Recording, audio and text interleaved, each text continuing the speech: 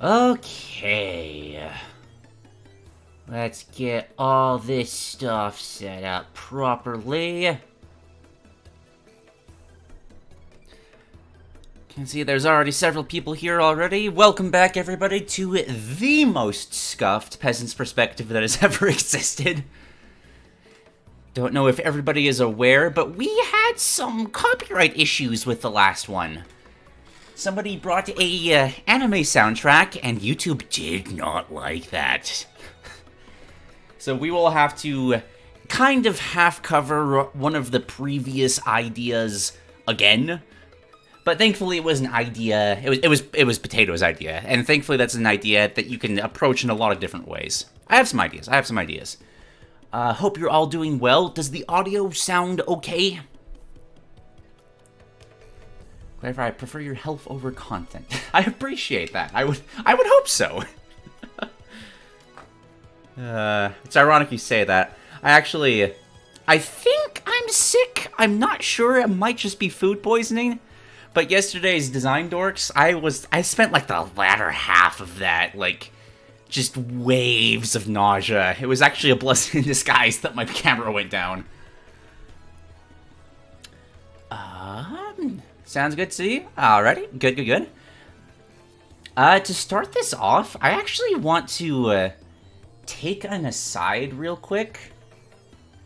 Just to show something off, because I think it's hilarious and adorable. I'm going to be starting, doing a, I'll call it for what it is, a Let's Play of XCOM 2 moving forwards, because, for one, I don't think I'm going to have much time for content outside of streaming moving forward. Just because school plus work doesn't leave a lot of free time, and I want to have something happening. And also because XCOM 2 is really fun to play with viewers. And I want to do that again. It's been a while. But I have commissioned, Sandwich Bubbles, who, for anybody who's not aware, was the, person that made the Olimar Smash Brothers logs for a bit of artwork, and I just want to show the work in progress real quick, because it is the most adorable. Because XCOM 2 is a, game where you can, the reason it's such a fun streaming game is that you can bring your viewers into the game for you. So for the artwork,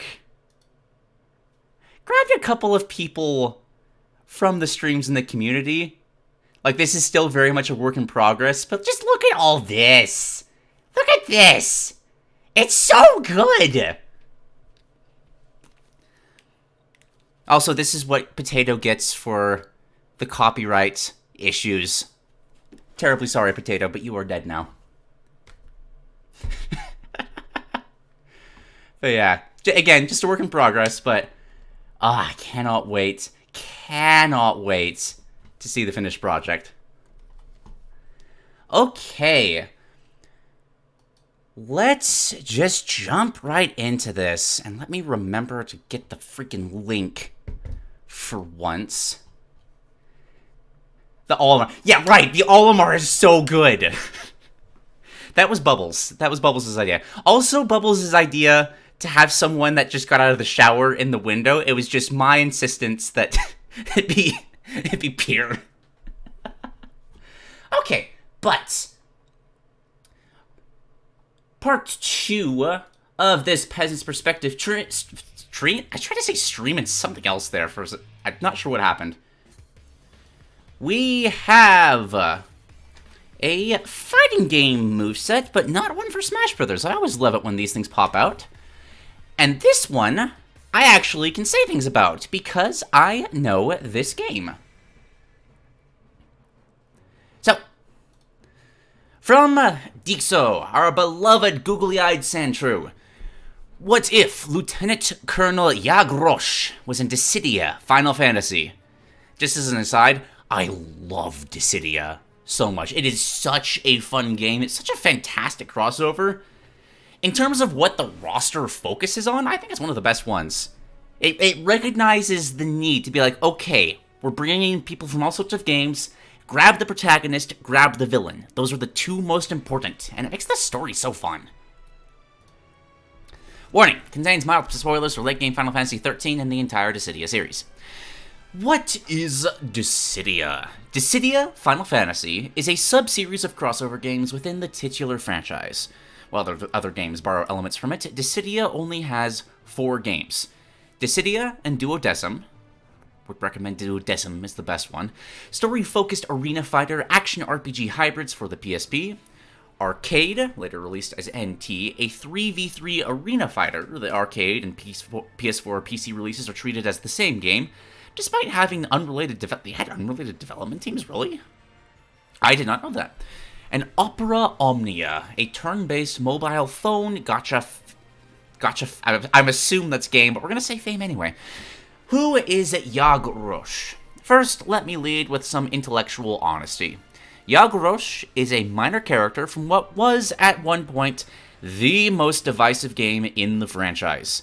Even the gacha spin-off, Opera Omnia, is unlikely to include him anytime soon, as they are still missing 13's actual main antagonist. However, I believe he would be a unique character to pull from Final Fantasy XIII for one simple reason. Yaag Rosch doesn't have a cool sword or magic, he's just a dude, but one with a ruthlessly goal-oriented personality, tactical genius, and some really cool sci-fi tech. It'd be reasonable to ask, if he's the second in command, why not his boss? And I have 2 answers. Firstly, Yaag has a cool boss fight, and Jill Nabat, shown left, doesn't.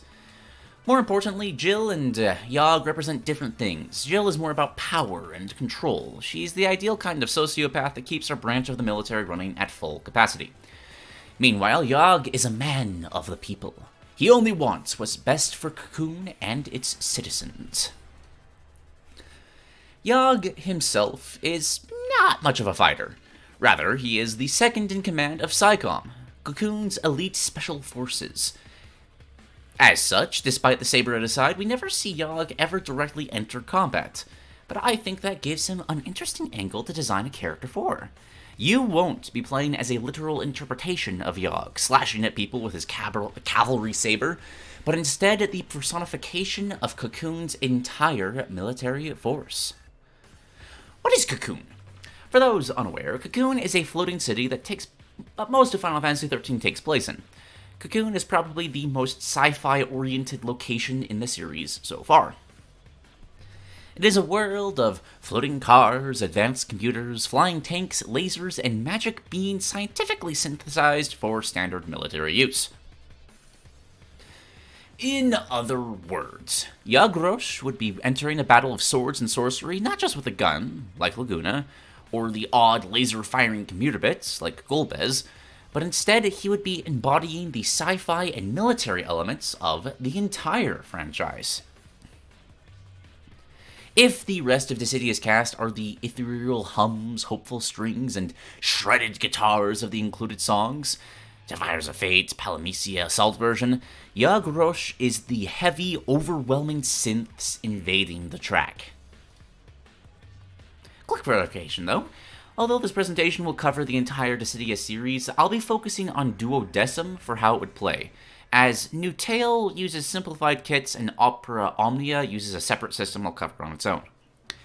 Within the stories of each game, I'll be doing the opposite. I don't imagine he'd have a large role in 12 or New Tale, right? New Tale is what it's called. But Opera Omnia, I'm not going to remember these abbreviations, I'm sorry. Guarantees every character gets a chapter focused on them. So when I get to Opera Omnia, I will be focused on the story. If I'm not specifying Duodecim, New Tale, or Opera Omnia, keep this in mind. There are 2 things to know about how Dissidia plays. It uses the unique, but to some unapproachable, bravery system. Attacks are divided into 2 types, brave attacks and HP attacks. HP attacks deal damage based on your current bravery, and bravery attacks steal the opponent's bravery. Each game has a different EX system. O12 has the EX mode, which is a super form everyone has, while NT and Opera Omnia have EX skills, which activates that character's signature ability, then goes on cooldown. I genuinely want to praise this system for a bit. It's a fascinating, like, constant coin flip of how you want to attack your opponents. Of, do you want to deal damage to their actual life, or do you want to deal damage to their bravery to steal from their bravery, which makes it so they can't do as much damage to your life, and potentially do more damage to them later. It's a really fun system. I really appreciate it. Bravery attacks. Small arms fire. Yaag, true to his nature as a military commander, would be a zoner focused on locking down the opponent's position while setting up for his larger attacks. To this end, his brave attacks use small-scale weapons based on standard infantry. This includes machine guns, sniper rifles, rocket launchers, grenades, the saber at his hip, and the synthesized magic developed to fight against monsters and enemies of the state. Each letting him either shred the opponent's bravery, help fend off the opponent, or enable his endgame. Yaag's Saber, Stagger. Despite only being used in 012, Yaag's Saber is not for show. He has 2 slashing combos he can do with it, one on the ground and one in the air, both starting with a charging draw slash. The faster of the two is Stagger, a long chain of focus strikes. It uses Yaag's personal training and keeps him mobile while in use, named after Final Fantasy XIII's signature Stagger mechanic. The second is Sanctify, the signature ability of the most powerful PsyCom elite class enemy in 13, the Sanctum Templar, shown below. That is a sick design. Bit over-designed, but still sick. It consists of slower, stronger, wide slices. Each slash aims to rend the opponent in 2. Despite the difference in attack speed between the 2 saber combos, these 2 saber combos both last about the same amount of time due to the difference in number of attacks. His battle rifle, the first of the guns that Yaag borrows from his troops, is the standard issue rifle used by the hunter class enemies, such as the Infiltrator, shown below. Akin to the one used by Laguna, it unleashes a stream of bullets at the opponent while he can freely strafe until he needs to reload. However, it has one major difference from Laguna's machine gun. Yaag can tap the button for a quick burst fire and not need to reload afterwards. For the bazooka, the primary weapon of PsyCom artillery class enemies, such as the PsyCom Destroyer, again, seen below, the bazooka works largely the same way it does in every game. It fires a missile forward that violently explodes on impact with opponents or any surface it comes into contact with. It has the slowest deploy and holster speed out of Yaag's different guns, but has the highest damage and priority of any non-HP attack. For his aerial brave, the MLRS Volley and Missile Burst. So far, I've not made a distinction between grounded and aerial brave attacks. However, PsyCom does have airborne class units, such as the Dragoon, seen left. As such, Yaag would use their weapons for his aerials while borrowing their jetpacks. While in source they both are technically the same ability, here MLRS Volley and Missile Burst will represent the high-powered sniper rifle and barrage of missiles, respectively. For the grounded and aerial parallels, most characters in Dissidia have little, if any, overlap between their ground and aerial abilities, and Yaag is no different, with the slower but stronger moves used on the ground, while the fast, high-mobility moves are used in the air.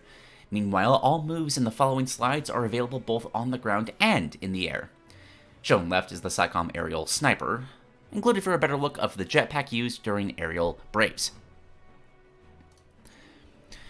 What are mana drives? Synthesized magic developed by PsyCom, often used by Shock Troop and EPOPT? I think I'm saying that right? Class enemies, such as the Enforcer and Huntress, respectively, seen left. They can be used to heal, cure status elements, deal elemental damage, and sorry. It always makes me laugh seeing designs like this. Okay, yeah, this is a military uniform, but we gotta make sure that one leg of this woman's uniform is just missing any clothing. It's very important. In the case of Yaag, he uses them to boost his damage, movement speed, attack priority, or defense. Oh, they can be used to heal, cure status ailments, deal elemental damage, and grant buffs or debuffs. In the case of Yaag, he can use them both to boost his damage, movement speed, attack priority, or defense. However, only one can be active at a time, and they only stay active for a limited time. Yaag tosses forward a targeting beacon with the Flag Point Strike. Next time he uses the move, or after a few seconds, missiles will fly in from off-screen to strike. Ooh! Locking down the area. Of course, it can also be held to increase how far it was thrown. So I kind of trailed off for a second there, but that's interesting for a Dissidia character. Because, like, Dissidia is a very large open area of a 3D fighter. Like, picture Soul Calibur, but much longer, and you can freely jump up into the air and just kind of glide around. So that's interesting, because that's not as powerful as it seems. Like, it's hard to trap people in these games, but by having the option for it, it can create some interesting scenarios where you can maybe, like, prevent somebody from dashing towards you and kind of just dance around these kind of target areas. It's interesting, is what I'm trying to say. Yaag can also use an HP attack, Havoc Cannon, if... Button. I am assuming that there's supposed to be a button there. Blank button is pressed. Oh wait, no, square. This is square. After its hits the ground, Yaag pulls out a giant cannon akin to the one used by the Havoc Sky Tank, shown later, and fires it at the map beacon himself, creating a massive explosion. For his HP attacks, these are the attacks that will actually damage people's health. This is what you build your bravery to get to. There's a trend in Dissidia for Final Fantasy XIII characters to have their HP attacks be based on their Eidolons, powerful summons unique to each IC.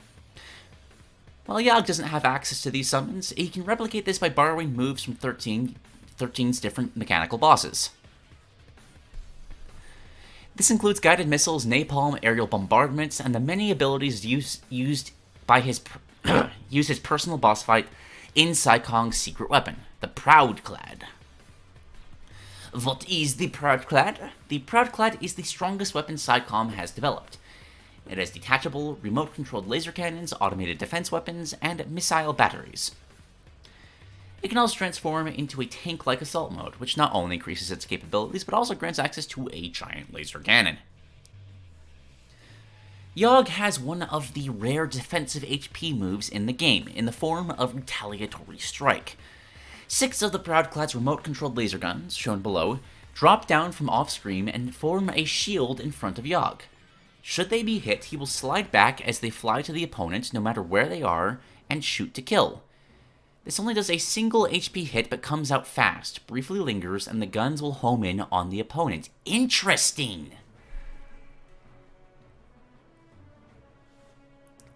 Like, I know X-Death has the obnoxious, like, shield spam for a defensive HP move, but, like, I can't think of any other options like that. And for a more range-based character like this creates a very fascinating playstyle. You also have Oniric Maelstrom. I think I'm saying this correctly. Yaag summons 6 of the Proudclad's remote-controlled laser rifles next to him, lining them up in pairs on either side, and rains massive explosions a short distance ahead. While this is a highly intimidating attack, it has the shortest range out of all of his HP moves, relying on a wide area of fire, and has the longest animation out of any move in his kit. Because damage. What is the Havoc Sky Tank? So many important questions we must be asking ourselves. While technically an armament class enemy instead of the Annihilator, the Havoc Sky Tank is still a big set-piece boss that I feel Yaag should borrow from. As the name suggests, it is a massive airborne siege weapon filled with missiles and turrets, never mind the giant cannon that it could, were this not a Final Fantasy game, used to level buildings, let alone pesky heroes. Yaag borrows 2 moves from the Havoc Sky Tank, the Havoc Cannon, mentioned previously, shown left, and the Plasma Blasters it fires from its turrets. While Plasma Blasters would use the Proudclad's laser rifles to save on memory, it has them drop down and fire lasers around the opponent, can be charged to increase the range. What is the Manasvin Warmech? Being the game's first battle and boss, I feel it is important to include this in Yaag's toolkit. That is quite the sick design. Just straight up like a scorpion-looking, like, mech rail thingamabob? That's sick! However, in spite of its detailed design and being tasked with stopping any who try to escape the Purge, the Mana Sphin doesn't really do much. While it sees more use in Omni-Opera and New Tale, I did remember, in Duodecim it acts as Yaag's chase attacks. This grants it symbolism as Psycom chasing the heroes started with it. I love the chase attacks in these games. It creates a kind... oh gosh, how do I even explain this? It creates a kind of mini cutscene where you are given the choice of either using an HP attack or a bravery attack. The bravery attack comes out instantly, and the HP attack comes out after like 2 seconds. Meanwhile, the opponent has the choice to dodge, but they can only dodge one of the attacks, so it's a coin flip on both of the opposition and defender's positions. Do you try to dodge an HP attack or a bravery attack? What is the person that's initiating the attack more likely to use? And if you dodge the attack, you immediately switch sides. The person that's defending is now attacking, and the attacker is defending. Just a really fun system.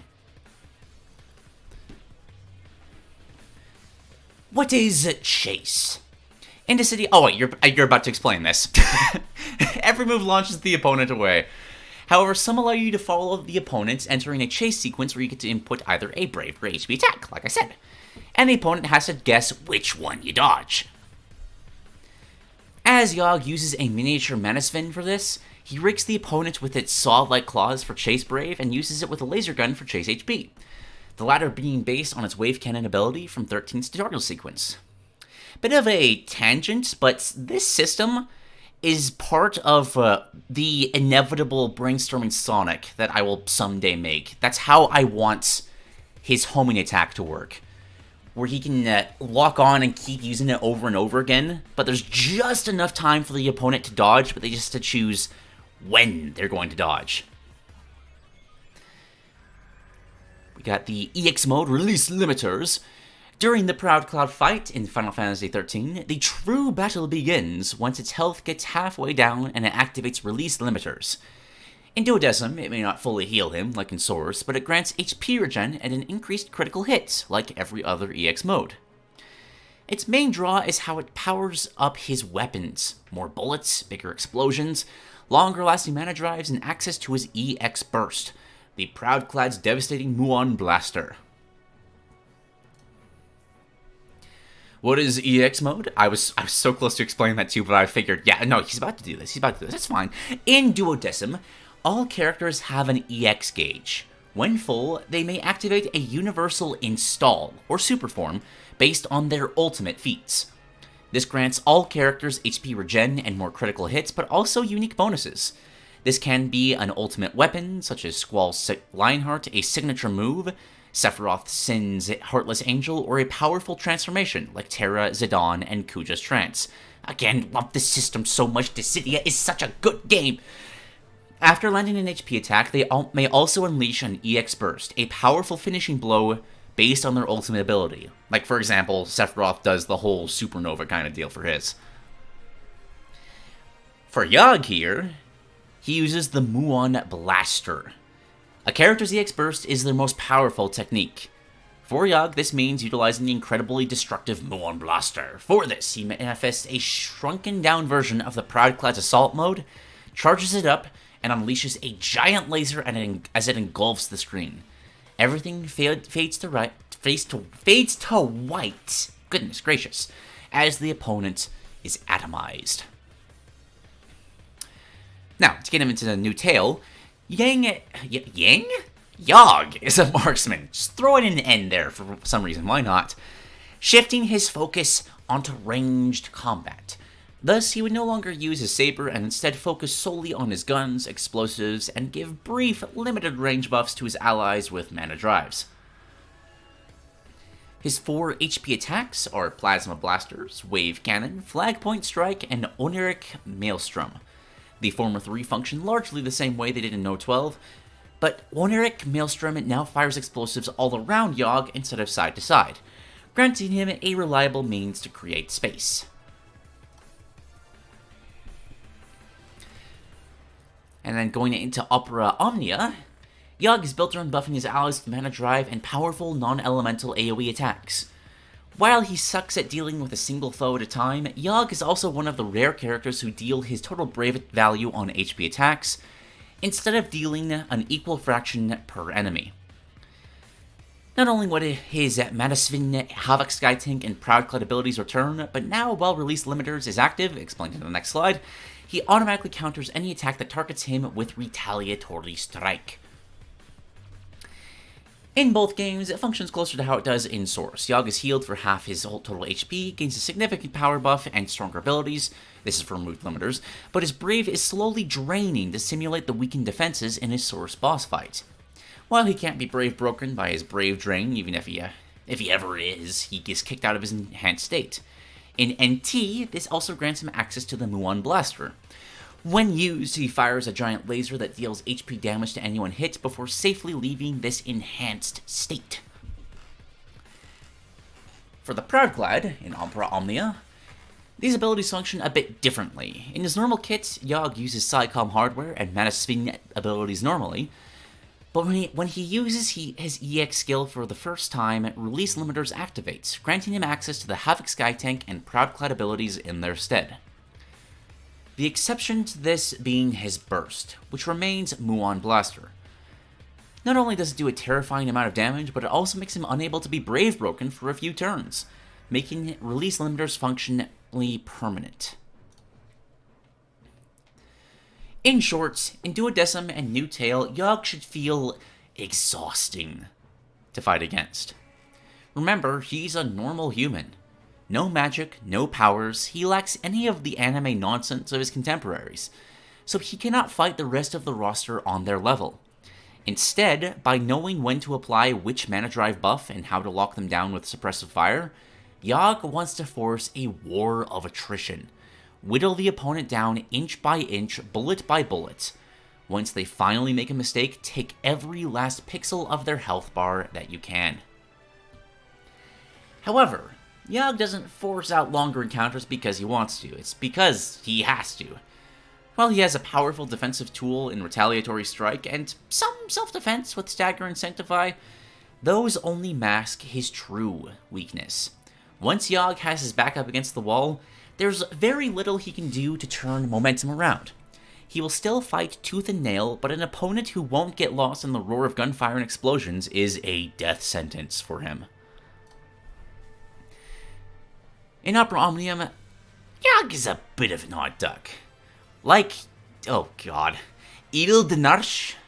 I think I said that right. He emulates playing as a two-stage boss.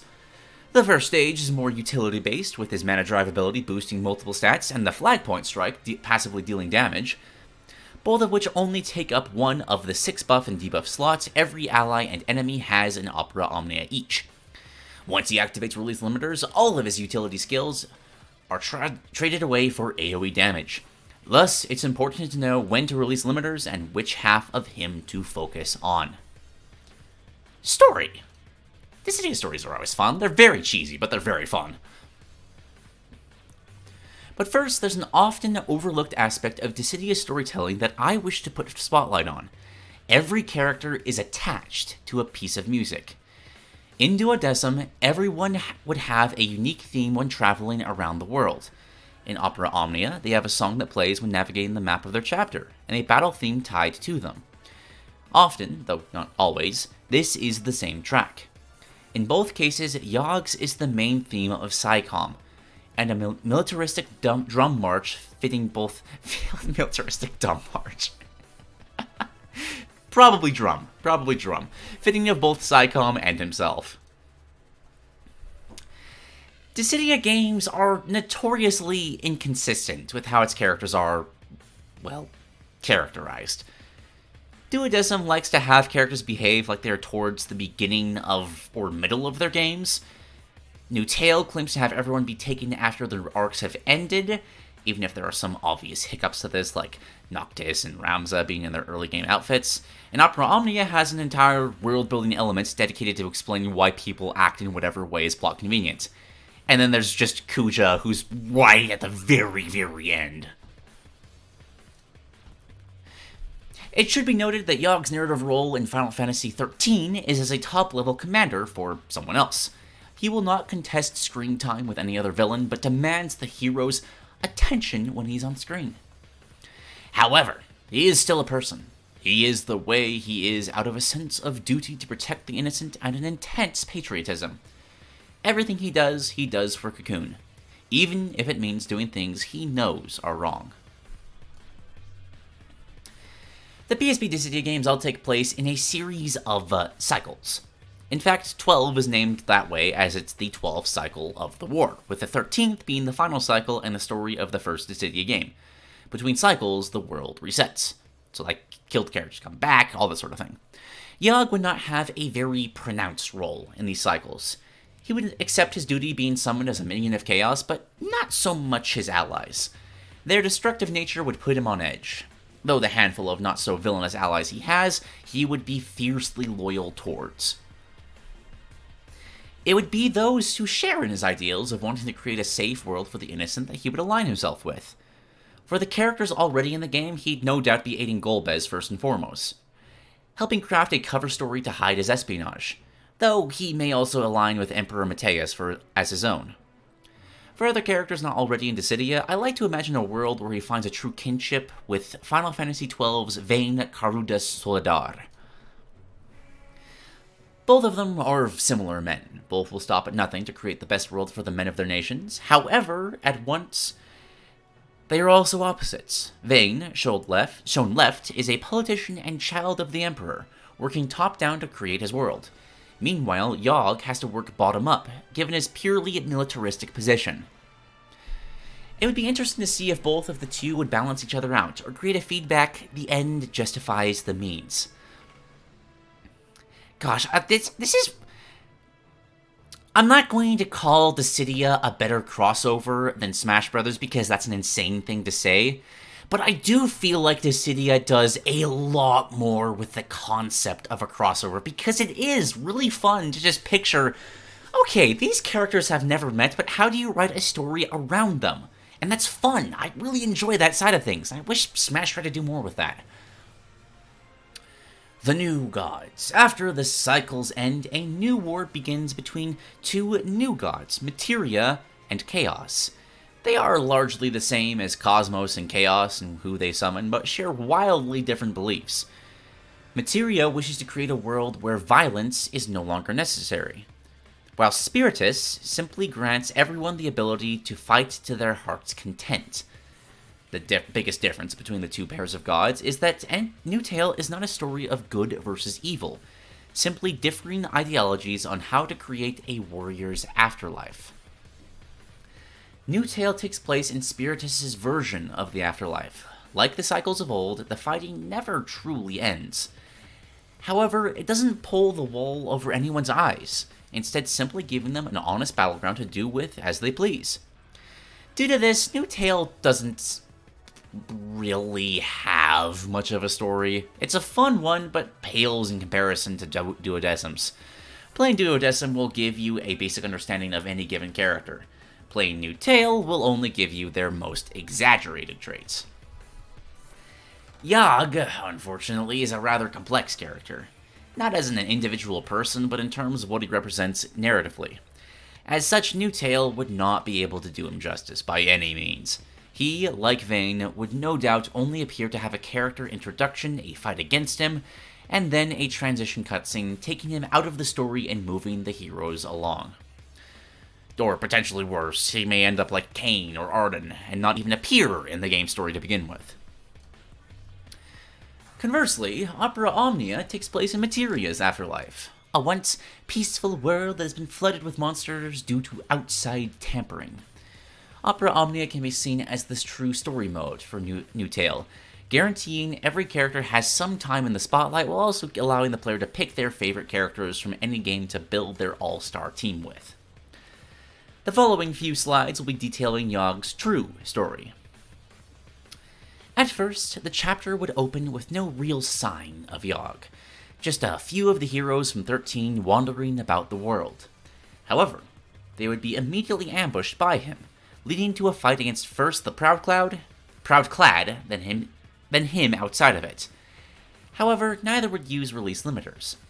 While he actively fought against the IC In 13, this time he was only doing so to ensure they had regained their memories.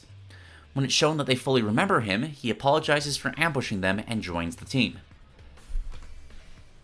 Yaag spends much of the chapter reflecting upon his actions in 13, and learning what has become of PSICOM in 13 too. He isn't sure what to feel about any of it, as he doesn't regret attacking the heroes. He was only trying to keep the citizens safe. But he also understands that he incited a mass panic and got his men killed unnecessarily. Some of the 13 heroes, like Snow and Lightning, don't trust him because of this. Others, like Hope and Noelle, truly believe he had noble intentions and wish to help him. As I was making this document, Jill was added to Opera Omnia in Japan. As such, I believe that Yaag and Jill would meet up during his chapter. Remember when I said they represented different things way back at the beginning? Jill would confront Yaag over his change of heart, and the two would have a philosophical debate over what the role of a nation's military is. This would lead to a boss fight against her, as Jill believes PSICOM is nothing more than a tool for subjugation for those beneath her. Between talks with his former enemies, his confrontation with Jill, and the words of those from other worlds, Yaag makes a decision. While he regrets sentencing countless people to their death for gods he would rather see gone, it was not the purge that was the problem. It was that he didn't understand what the IC were fighting for until it was too late. The Proud Clad then appears before him to test his resolve. In Final Fantasy XIII, when an IC is closely to losing their way, an Eidolon will appear before them. In this game, summons are unique to each character, and must be fought as part of the main story before they can be used. Just as I have everywhere else, the Proudclad once again takes on the role of a pseudo-Eidolon for Yaag. It comes alive in this world to test Yaag's resolve, to which he replies, "Never again shall I allow the single hair of an innocent to be harmed, so long as I still draw breath. If I am to die, so be it." In the true final battle against the Proudclad, it behaves just as in Final Fantasy XIII. Laser Barrage being a targeted strike, and the Oniric Maelstrom as a party-wide HP attack. When Brave broken, it'll even counter with Retaliatory Strike every time it's attacked, racking up Brave damage. Once per battle, it'll even heal back up to half with Release Limiters, gaining the same buff and debuff as Yaag's. It will then count down to its own Muon Blaster, and if that timer hits 0, only the party tank will have any chance at survival. Afterwards, Yaag will reveal to the others what he had been hiding. In truth, he was summoned by Spiritus, and tricked into believing that the monsters of this world was Materia's doing. But now that he's seen the warriors she chose to summon, he can't imagine she would jeopardize her own desires to give fallen warriors the respite they earned. He still does not trust the gods, nor does he expect the party to trust him. But he is on their side, so long as they wish to protect those who can't protect themselves. In closing, Yaag is, by all metrics, probably the bottom priority character from the 13 trilogy to be added. I wouldn't be shocked to see Chocolina, a Chocobo monster girl, to show up somewhere in Dissidia before him. But I've always had such a soft spot for the guy. He is a tragic case of a three-dimensional character being trapped in a story that forces him into a one-dimensional role. I believe that he would benefit from a second chance at life. Then maybe, just maybe, I wouldn't be his only fan. Click me. Click. With this being my third entry, hold on 1 second. Let's get just a overlay for this. Third entry for the stream. I know that it may be a long time before I get another chance in the spotlights. Because of this, my goals for Peasant's perspective need to shift. From now on, everything must serve a secondary purpose. For this first arc of Shrew missions, I have simply given my passion projects for things I don't think will ever exist, to be entertaining game concepts. But instead of mere fantasy, I want to give everyone a taste of what I plan to bring into the world. Or perhaps it's better to say that I plan to bring you all into my world. But if you want a little something while you wait, here's a present from all the presents just for...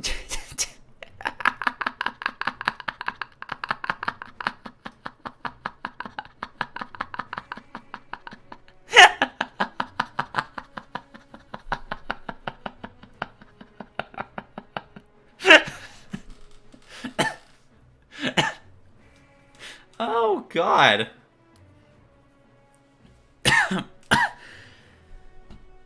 Created by Lukac, Bakiregi, Dyxo, and Ferality, and more people if they feel like joining. 10-page document full of Corrin slander, occasionally broken up by cool art. What the hell? Document was made because of the 8th episode of Peasant's Perspective. Oh, yeah, I'll okay for this. 1 second.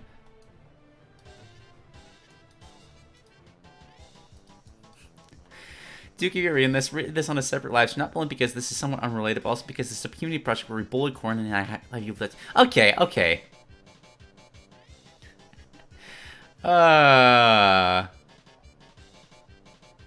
That's hilarious. Okay, but yes, if I'm asked to read it somewhere else, I will do so.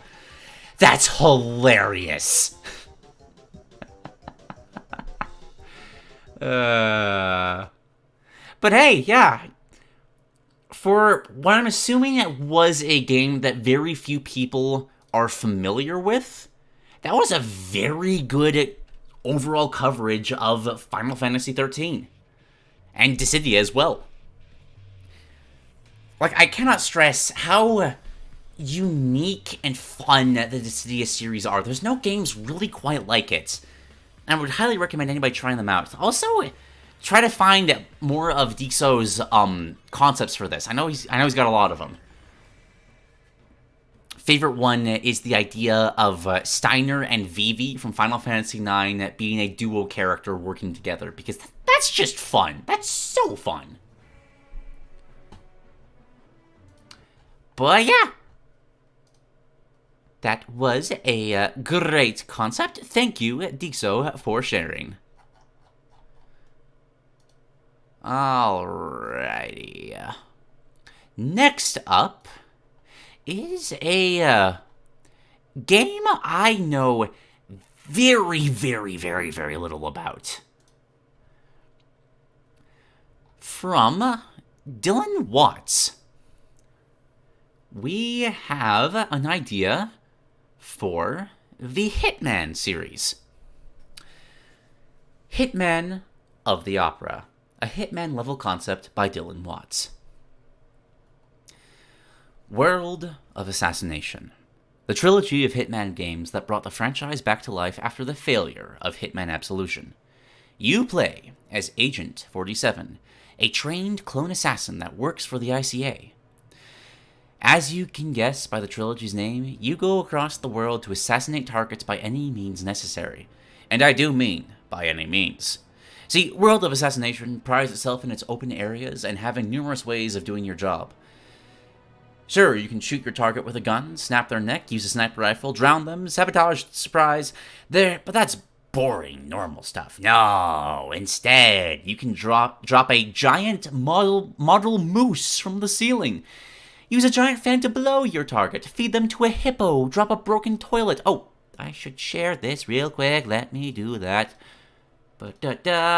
Calm down. I got it.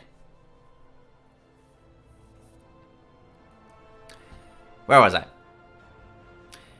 Drop a broken toilet. Accuse one of your target's family or workers that they kill her husband so the real killer can do your job. Take a family picture of the moment your target gets electrocuted. And don't get me started on the banana. And all the while you are disguised in some silly outfit. So I want to throw my hat into the ring. I want to show you what I think could make for a great new level for World of Assassination. So join me, my fellow agents, as I show you my dream Hitman level. Hitman of the Opera. Sorry, welcome to Hollywood Agents. Your first target is Corrin Mattian.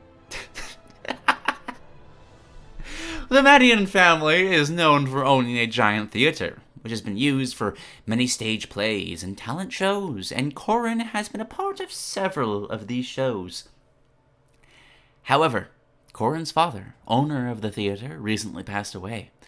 While the official story is that he died of a heart attack, our contractor said that it is a cover-up. And Corrin herself is the one who actually killed him, so she could have the theater for herself. Now she's hosting a big theater party to celebrate the 10th anniversary of it and to mourn her father's death. Your other target is Davejan. An ex-actor, he is now planning to run his own show. However, Dave has been expected to sell dangerous illegal chemicals throughout the country. And if that's not bad enough reason, he's also been reported of mistreating dogs. Truly an unforgivable thing. Lucky for you, Dave has come here to the theater party to look for some talented people he can hire. Meaning you can kill 2 birds with 1 stone.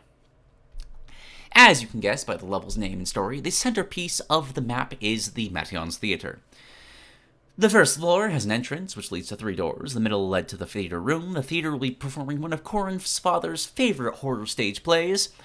The side doors are hallways that lead to the stairs, to the backstage areas, and the stairs to the second floor. The second floor is split into 2 halves. The first is the light area, where workers work on the lights and play sound effects, and music on the speakers. And the second is a prop room which holds different props. A perfect place to set up sabotages. Third floor is the living space, as the Matteons actually live in this building. There is also a supercomputer that is connected to all the cameras in the building, which 47 can use to put them out of commission, but you will need a key. If you wish not to take the main hallways to get to the 3rd floor, 47 can climb on pipes to get in the windows, just don't be seen. Outside of the building, notable things are a bar shop straight across the theater, which sells beer and fruits, a rented house where Dave is staying, an animal shelter, and a garden behind the building which has a large fountain perfect for drowning somebody. Now, disguises. One of Hitman's most important mechanics is disguises. They let you get into restricted areas without being spotted. Well, mostly. As there are a few workers who will get you... who will find you what the fuck? Suspicious! English is a very hard language. I'm sorry, I don't make the rules. Let me get some water real quick.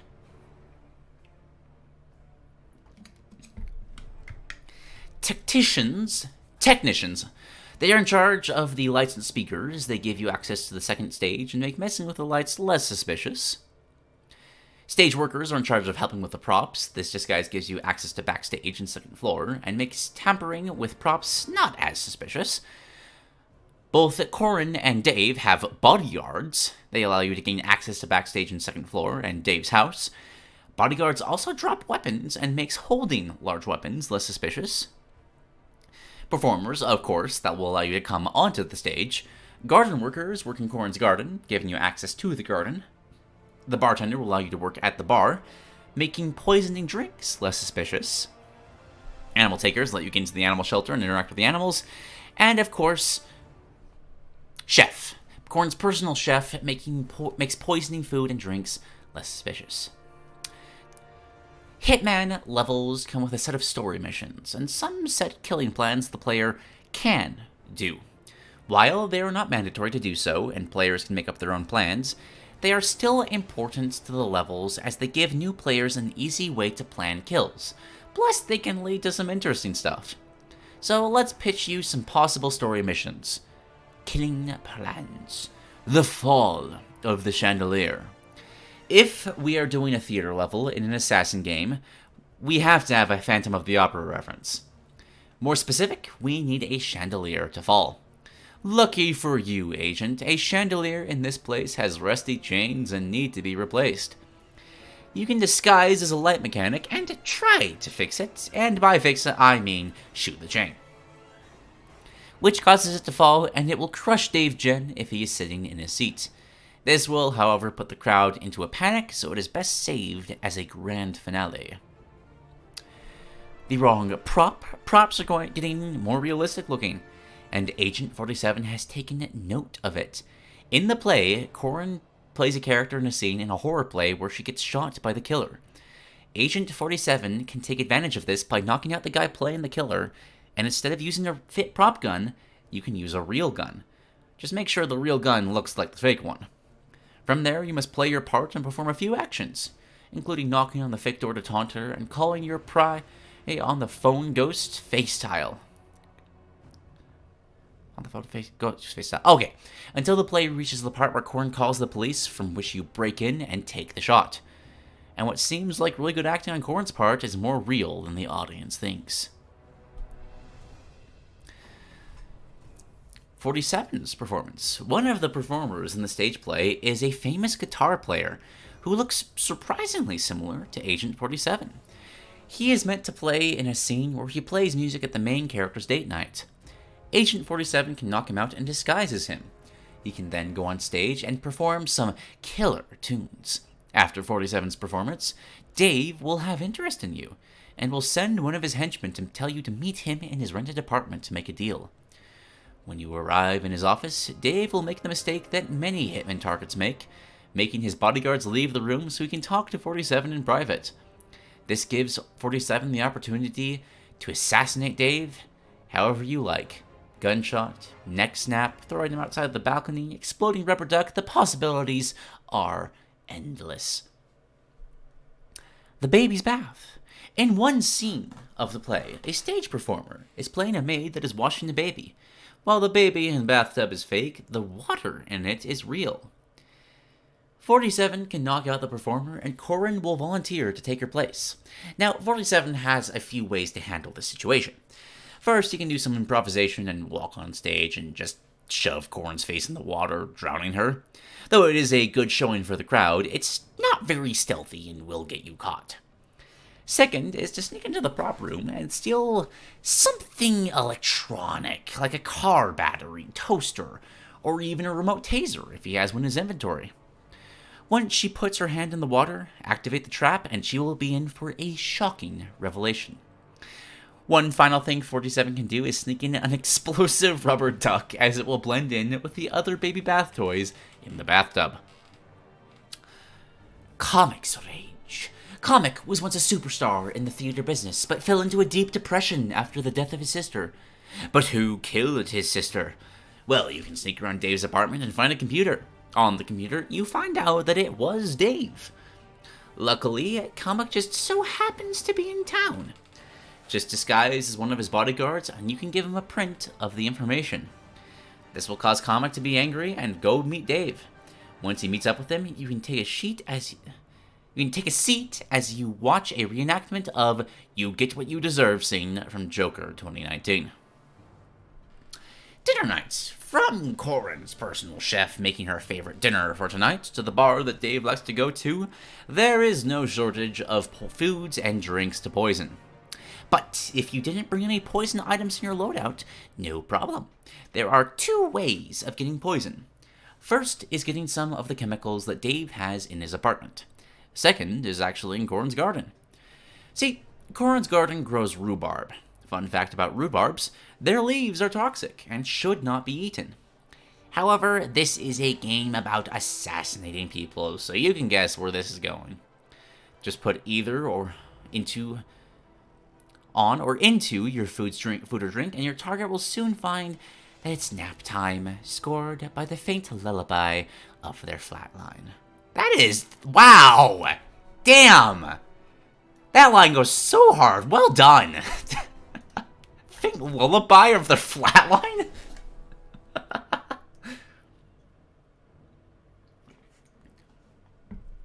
Broken border. On Corrin's balcony, part of the border is showing its age. 47 can use a hammer, crowbar, or any other hard tool to break it. Soon, Corrin will notice and will come and take a look. Now, you could just push her off like a born assassin, but if you want to be an amazing assassin, the Dog's Bite Pack. As previously mentioned, there is an animal shelter near the theater. In this shelter, there is a German Shepherd. 47 can disguise as a worker and take care of the dog for the day. You can take her out for a walk, throw a ball to play fetch, pet her, and that's all good.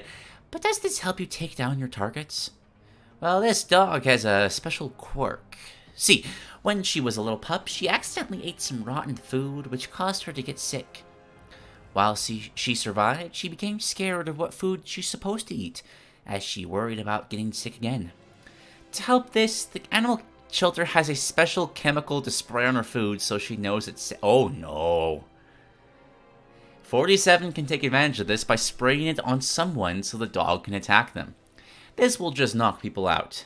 However, if you use this on Dave, who is not a particularly strong person, this will kill him, giving this person who has been known to mistreat dogs a taste of his own medicine. After this, the dog will run to a back alley. This also unlocks a new exit where 47 takes the dog with him. But for the final story mission, this one requires the most setup, but the payoff will be so worth it. Basically, 47 will use different tricks to think that Corin's father is haunting the building. First, you must tie a wire from the supplies room onto the roof to her father's chair. Corin will ask who did it, but no one knows. Second, 47 must find paper and a pencil to draw a woman killing an old man with the words, "You know," on it, and put it on Corin's bedroom door. Finally, 47 must play on her father's piano. Corin will come to investigate who's messing with the piano, which gives 47 a chance to strike unseen. But that's not all. In the storage area, there is a ghost costume. If you have it and choose not to hide after playing the piano, Corin will come in only to be met with a ghost. 47, pretending to be the ghost of her father, will press her on his death, and Corin will break down and admit that she killed him. 47, through all of this, can kill her at any point in any way he sees fit. And of course, rewards. With a new level comes new rewards. These rewards come in different forms, from new starting areas of the maps, costumes, weapon reskins, and even new weapons and duels. Here are a handful of some I came up with. The CSAA Revolver, a new pistol-type weapon.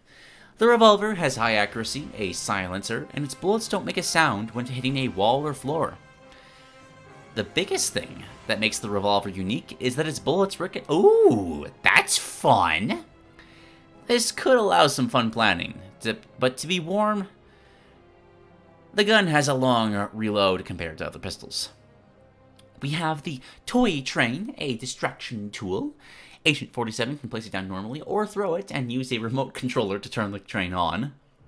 We have the Super Boomstick, a reskin of the shotgun with silver and wooden color schemes with skulls on both sides. We have the Dead Ringer, a one-to-one hologram of Agent 47. Good to distract people. Can choose which costume the 47 hologram will wear. We have the Ghost Costume, which you can use in other levels.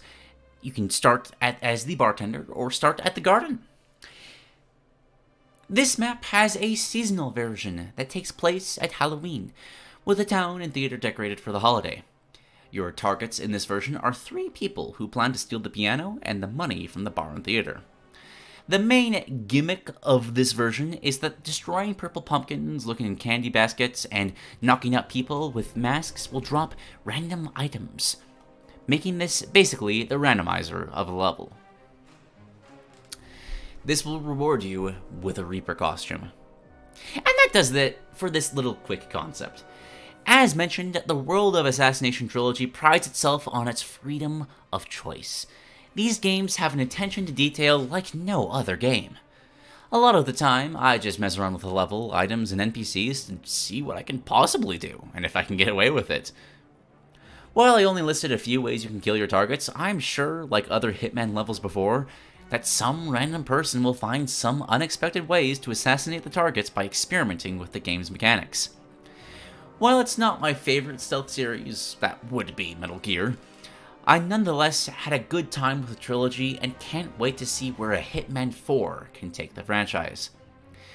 If you have any ideas on other stuff that this level could have, I would love to hear them.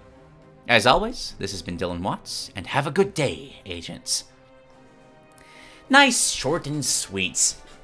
Again, I have never played the Hitman games, but I have always admired the kind of creativity, just the absolute sandbox that these games provide for.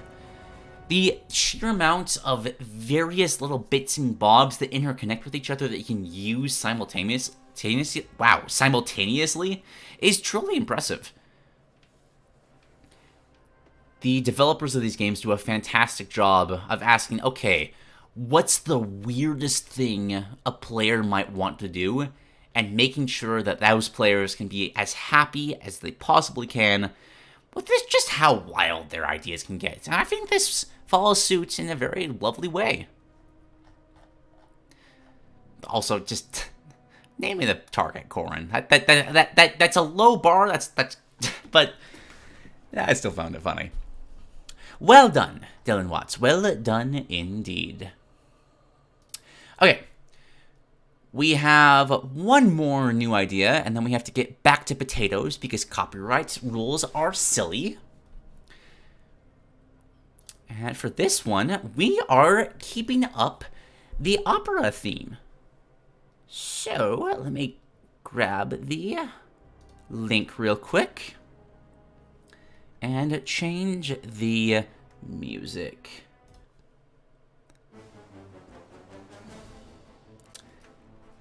A Flair for the Dramatic by Magolord. It is certainly not a hyperbole to say that Mario plus Rabbids Kingdom Battle smashed all expectations. When this project was first announced, many scoffed at the idea. Mario with the Rabbids? This sounded absolutely insane, and also like it was going to be a major disaster. But when we got our hands on the first gameplay footage, everyone was surprised. This actually looked good. And not just good, but great. Fast forward to the end of the year, and I finally had my own Nintendo Switch with Super Mario Odyssey, and you guessed it, Kingdom Battle. At first, I didn't understand this game. I had no idea what a tactics game was or who those funny-looking rabbit people were. But over time, I ended up loving the game, and it has solidified itself as one of my absolute favorites of all times, for its memorable characters and character interactions, fun locales, and a really impressive battle system. Due to such positive reception, we began to get even more M plus R projects, such as the Donkey Kong Adventure DLC, a sequel called Sparks of Hope, and 3 more DLCs, The Tower of Doom, The Last Spark Hunter, and Rayman in the Phantom Show. All of these expanded the core concept of the Mario and Rabbids crossover in so many ways, and has made me love this franchise all the more.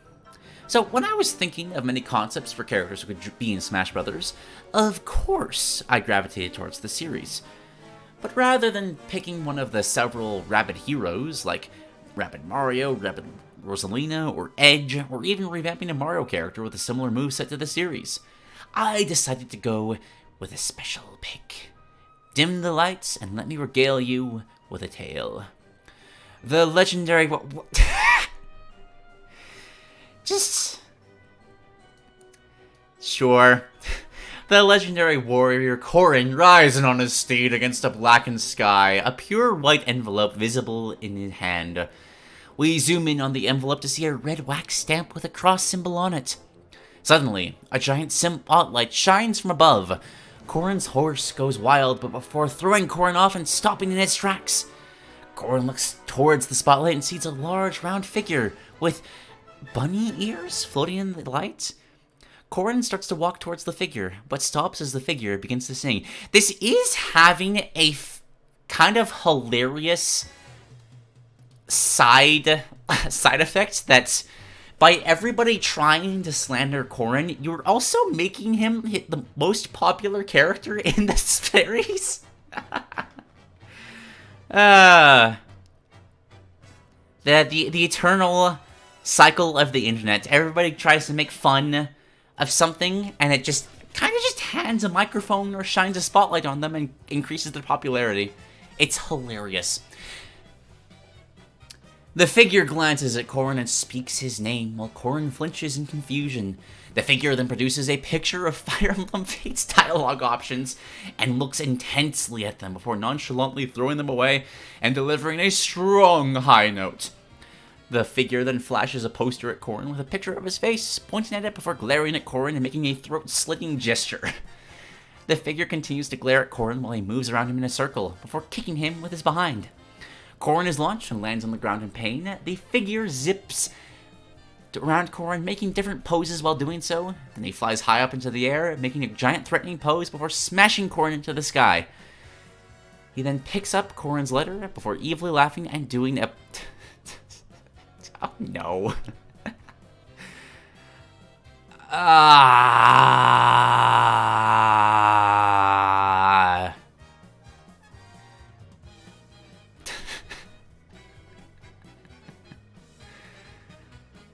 this oh, wait, no. Okay, this is somebody singing it. Okay, good. I was very scared that I would have to do this myself. Sure, why not? I'm assuming it's to the tune of this. 1 second.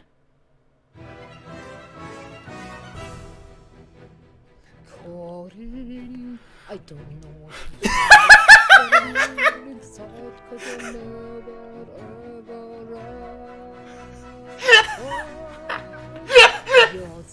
supposed to paradise my roster. It truly is the one talking about you kiss the fun hero. You're fucking zero. You always give me the spell. Fucking hell. Your attitude, your blindness, your soul that's not so strong. You'll never be good enough. Go back to face where you belong. So that's new.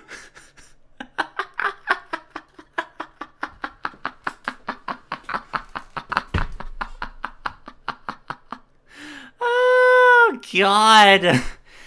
Oh, shit, I didn't have the... Oh, no! I didn't have the... Here's what I'll do. Copy link address. I'm just gonna share this for everyone to enjoy. Oh, that's so good. We are talking about the Phantom of the Bwabra. Before we talk about the Phantom in Smash, let me give a brief recap for those who are unaware of the character. Why did you inflict on this? Are you kidding? That was one of the best things I've seen shared on this. Oh, that made me so happy. The Phantom is a fan-favorite boss of the series who appears twice, once as the boss of the Third World in the first game, Kingdom Battle, and again as the main antagonist of the Rayman in the Phantom Show DLC, for the sequel Sparks of Hope. It might be a bit surprising that I chose this character. He's not really integral to the series in any way, so why not choose a better representative, like the Rabbids or a final boss for that matter? But the Phantom is just super charming. He starts every boss battle with a show-stopping musical number full of roasts, which I try to mimic in my mock trailer. His fights are simple but a lot of fun, and he's just so full of character. It's hard not to adore him. I mean, he canonically wrote an album called 1,000 Hours of Mario Falling into Lava. How can you not? His voice actor, Augustin Chamel, who happens to be an actual French opera singer, does such a brilliant job bringing his character to life through his tone, attitude, and overall charisma while singing. Yeah, this guy's a jerk, but he's a lovable one that will bully you with a whole lot of style. I literally cannot stop listening to his opener from the Rayman DLC. I am a sucker for jazz, and his vocals plus jazz is extremely catchy. The animation team also did an amazing job capturing his personality, and the animation combines well with his singing to fully showcase his character. I especially love the animation in Sparks of Hope. In Kingdom Battle, the Phantom was a new character. I mean, he was literally just born when you fight him, who hadn't really been in the spotlight, so his performance felt a bit lacking. The Phantom would often stare with blank eyes and just overall felt ever so slightly uncanny. He just looked like he had a generic rabbit face with a mustache and wig, and his body shape was different. However, with Sparks of Hope and the Rayman DLC, they really took the time to flesh out the Phantom. Arguably, more than Rayman. His design is more refined to look like an actual special rabbit character like the other wardens in the game. His eyes can squint and contort to cover the lack of eyebrows. He does more dynamic poses and just looks more mascot-like? I'm not sure how to describe it. But the biggest thing with this DLC is that we really get to see the Phantom's main characteristic be exemplified. He is a showman, and a smug one at that. He's super giddy as he does his idle animations, speaks in a very sing-songy voice, and is passionate about the theater. And with his latest performance starring the gangly, goofy, brainless, hopeless eggplant, This passion for theater is the character that is ignited by his hopes for revenge against the Rabbid heroes. And so, on opening night, Phantom puts his ego front and center, becoming more and more content as he messes with Mr. Eggplant, causing the latter to become more and more annoyed until the real battle begins.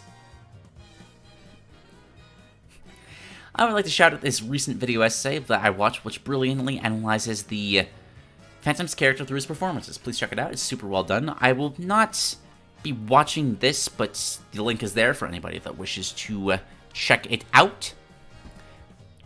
You can really feel the fun energy of the creator, and the way they perfectly describe the character is well done. I'm not going to rename the stream. It's a two-parter. I don't want to make things more confusing than it is. Plus, we already have a versus Corrin kind of thing. I don't want that to become too emblematic of this series. It's fun every now and then, but I don't want it to become too much of a recurring gag, if that makes any sense. The major design goal of this fighter is to try and capture all of the aspects I described in the previous section through the Phantom's moveset and animations. How would I do that exactly? Well, let's think about this from a different angle. The Phantom is an egotistical showman who loves to hog the spotlight and bask in his own glory. Whenever you fight him, you don't just beat him up, you take away his spotlight while you're at it. Heck, a major plot point in the Rayman and the Phantom Show DLC is that the... Oh yeah, I did. I'm going to pretend like the pun was intentional. Whenever you fight him, you don't just beat him up. Heck, a major plot point in the Rayman in the Phantom DLC is the Phantom needs to be stopped because he could gain too much power from the spotlight, and potentially be unstoppable. So, in Smash, a battle with the Phantom will turn into a full-on theatrical competition, with the fighters competing for the spotlight. The Phantom will always start with an empty star meter and in his exposed appearance. See below. The more combos, impressive plays, and feats are performed, measured using the poorly utilized in-game combo counter, the more this meter will go up. The higher the meter, the faster and stronger the Phantom becomes, with there being an obvious cap on this increased strength once the meter is full. Once the Phantom has maximum star power, he will turn into his usual appearance and maintain an arson-like effect, with his specials being altered with different effects for each move.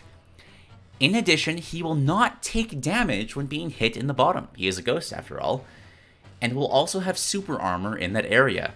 So opponents will have to strategize to get him from the top where he's much more vulnerable. This is an interesting mechanic. Honestly, a more enjoyable way of doing this kind of like install mechanic. Like, there's a lot of characters that kind of just passively get it, but you gotta earn it with the Phantom, which is much more... It opens up a lot more counterplay. However, when other fighters also do these impressive feats, the Phantom will have star power taken away from him, which in turn will take away these buffs. Thus results in a theatrical battle of sorts within the fight.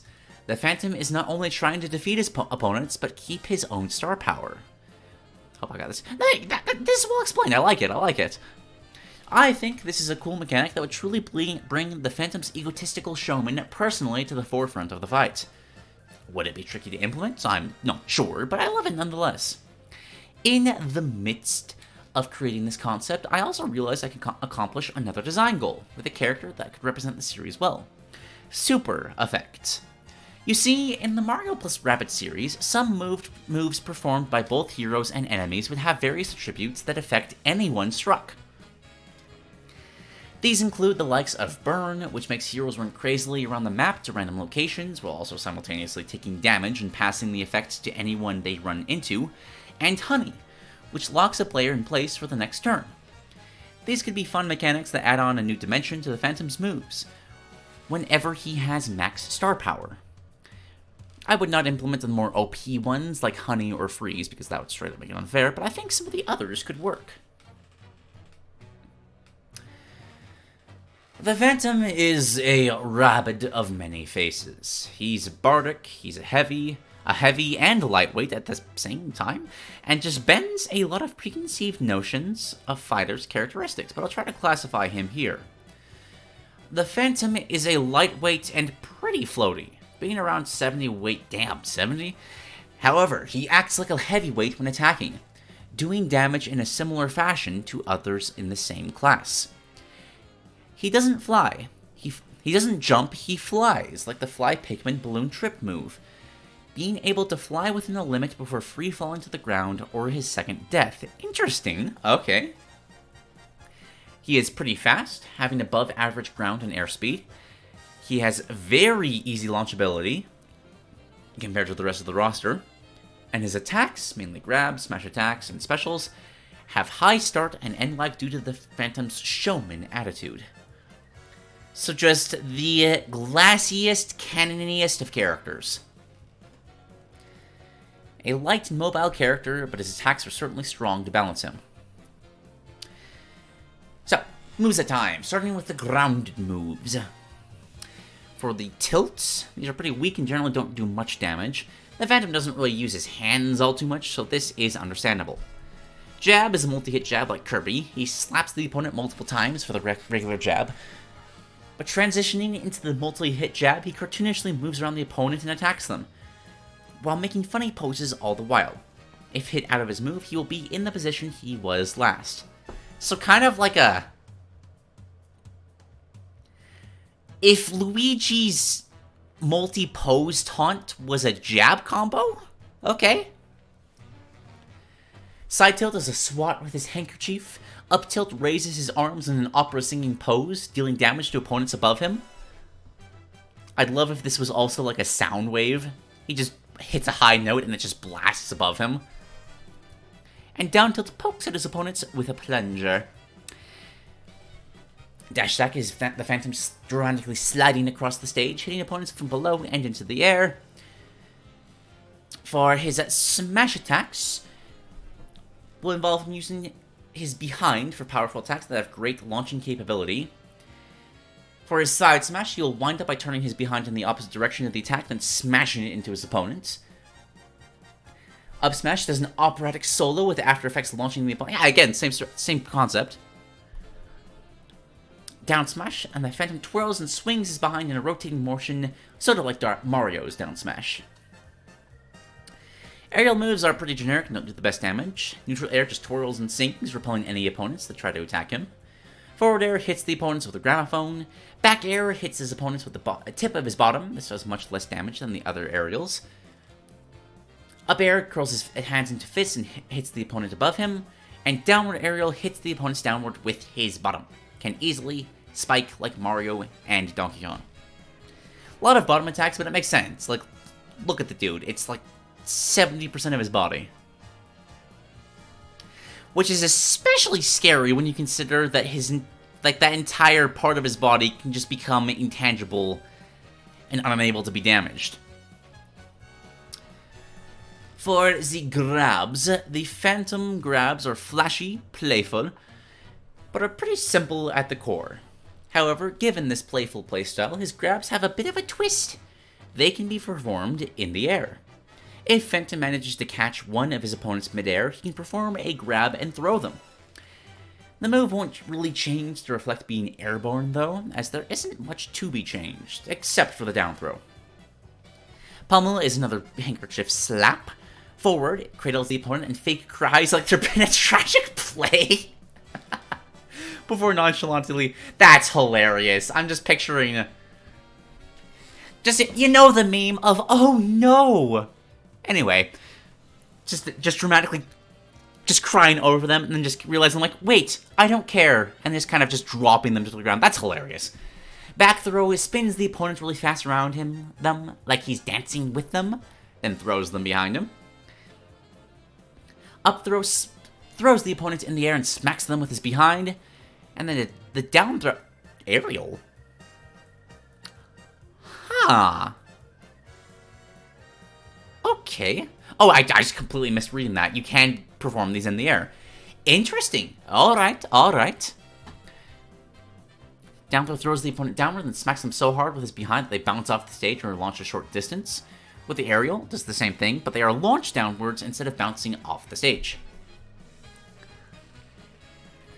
Specials. His neutral special is the Death Note.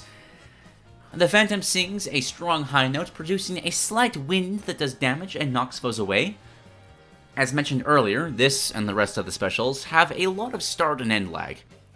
When the Phantom has max star power, the range of this move grows, and gains the gust effect, causing the opponents to be knocked back like a bale of hay, unable to move for a few seconds. This is a good edge-guarding tool to prevent foes from getting to safety. Side special is Fire Solo. The Phantom produces a guitar and uses it as a machete while swinging at the opponents. For each swing, little fireballs come out as after effects. When the Phantom has max star power, giant flames spawn instead, causing the burn effect. Think like the spicy curry item, but the speed of the opponent becomes uncontrollable for the duration of the effect as well. That's funny. I always loved the brawl variant of the Wario Man, like, Final Smash transformation, where the bike goes so fast that you actively don't want to use it because you just shoot off the stage and you can't control it. That's hilarious. Up special is Stage Hands. The Phantom summons rabbits and starts to juggle them above him. He then throws the rabbits up to the player after the player presses the B button for each rabbit. This is so that the attack can be successfully timed to hit opponents. The rabbits are thrown in a similar arc to Yoshi's up special. However, the Phantom can move while performing the attack. When the Phantom has max star power, these regular rabbits are replaced with the spooky Valkyrie enemies from Kingdom Battle. Rather than just dealing average damage like the regular rabbits, these will additionally give opponents the Vamp effect from the games, stealing some health and giving it to the Phantom. That is a really fun move. Just the visual spectacle this would provide. Well, imagine the simple fun of trying to combo your rabbit hits so you bounce from one hit to the next rabbit, and just try to carry people off the top of the stage by sniping them. That's really enjoyable. And then down special is going backstage. The Phantom dives into the stage and can move and reappear on the battlefield to catch his foes by surprise, including separate platforms. However, he cannot stay hidden for more than 10 seconds. Is that, like, in terms of his stock? I hope so, because, like, 10 seconds per use? That is broken. If it's 10 seconds per use, that needs to be 10 seconds per stock. Otherwise, that's way too much.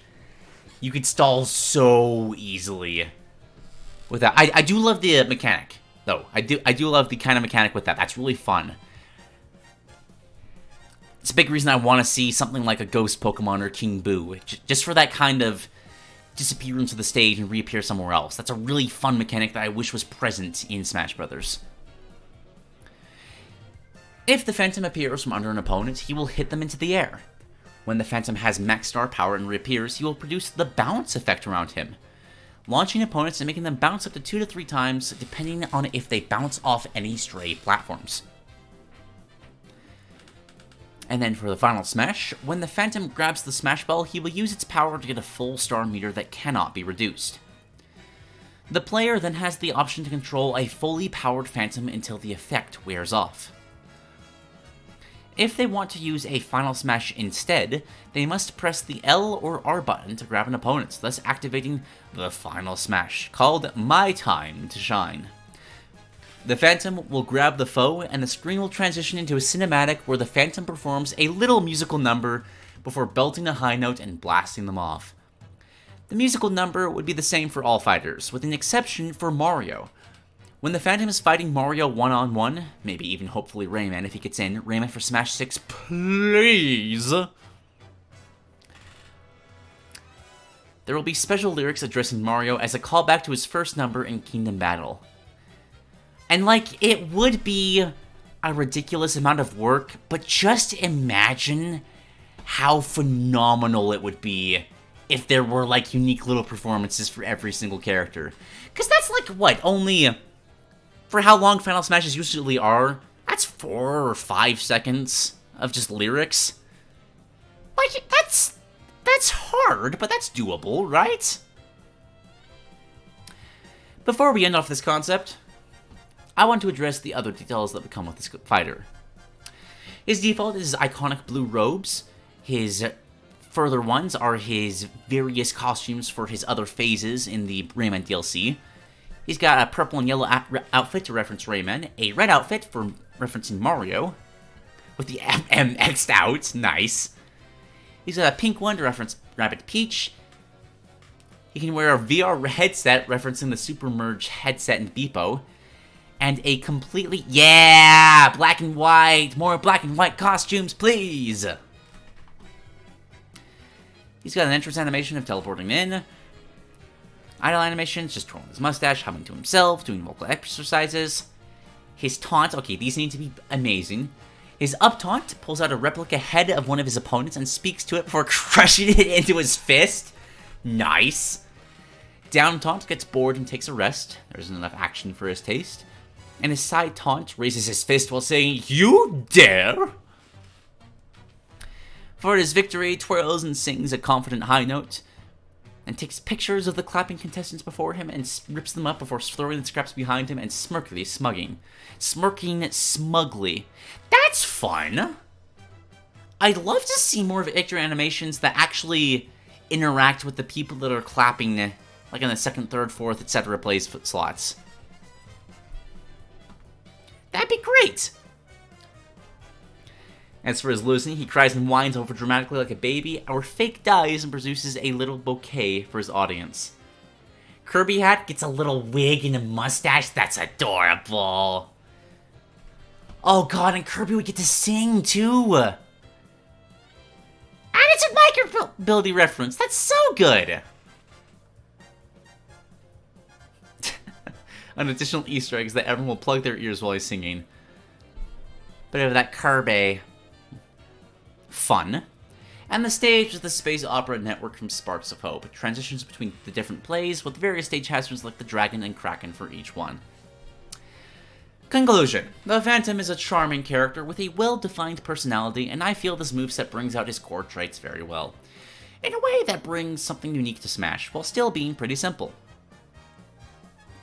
Is this concept for a character really broken? I don't know, I'm not a competitive guy. However, I do feel satisfied knowing I was able to represent one of my favorite Mario series, and one of my new favorite franchises of all time. So thank you all for reading, and have a good rest of your day. But if you have a little extra moment, fellow peasants and dukes, I would like to quickly speak a few words. Ramon... Yeah! Ramon! We stand Ramon in this household! Just kidding. What I really wanted to say is I was really happy with you for the positive reception for my first submission. I wanted to thank you, all of you, and Duke, for being super welcoming. I'm also looking forward to improving my ideas and content, so I'd love to hear any feedback you guys can give. Speaking of content, I've started creating YouTube. Ooh, fun! I've recently reached over 150 subscribers in my first few months, which is really exciting. I definitely credit this to Peasant's Perspective for giving me a bit of an outlet for practicing sharing and communicating my ideas, which has led to me making the best content I want to make, with me even creating a 1.5 hour long Yokai Watch series retrospective. Well, it may seem like it's a bit of a cheap plugin. I mean, like, is not Peasant's Perspective at its core just shameless plugs? That's literally the point of this series. Don't feel bad about doing stuff like this. I would like to wholeheartedly ask for you to please subscribe. It's not really from an analytics or optimization standpoint. I would genuinely love for you to join my small group of citizens in Merry Legoland. Cute. For my next time, hold on one second. I'll actually grab the copy link. I will share that in the... There we go. For my next concept, I am going to be going all out. These first two were a bit of a testing ground, but now I am going to make a showstopper. I will be taking a long time to cook, but I am back. I shall have the greatest concept ever devised. Or something like that. I'll definitely shy away from Smash, though. I want to try something new and fresh that isn't the new and fresh concepts I've already done. If anyone has some ideas, I'd love to hear them. Once again, I sincerely hope you enjoyed my concept, and I shall see you next time with a non-ghost related concept, hopefully. Farewell, the peasants and Duke, and have a happy belated Halloween. That was very cute and fun. Unironically, this would be the character I'd want to see get into Smash Brothers. If there had to be a Mario plus Rabbids character, like, it's Phantom, no question. Not Rabbid Mario, not Rabbid Peach. The Phantom is the one that brings in the most adorable, like, character, and just the most unique mechanics, which I feel like this is showing off pretty nicely. I love the idea of using singing as attacks. The mechanic with the whole showmanship thingamabobber is a very fun way of having, like, a kind of Arsene-esque super transformation kind of deal, but in a way that you can actually counterplay against it, which I feel like Smash does struggle with from time to time. But yeah, this was great. I enjoyed this immensely.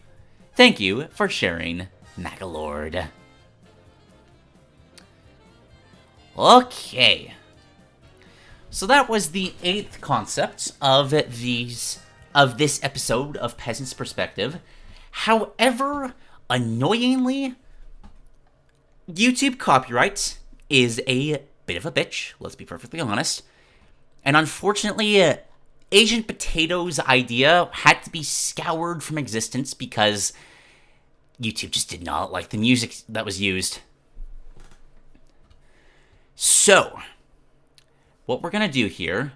Actually, hang on, one second. Potato, you're here, right? What music should I be playing in the background? I'm just gonna grab something... I'll go back to Rouge-Port.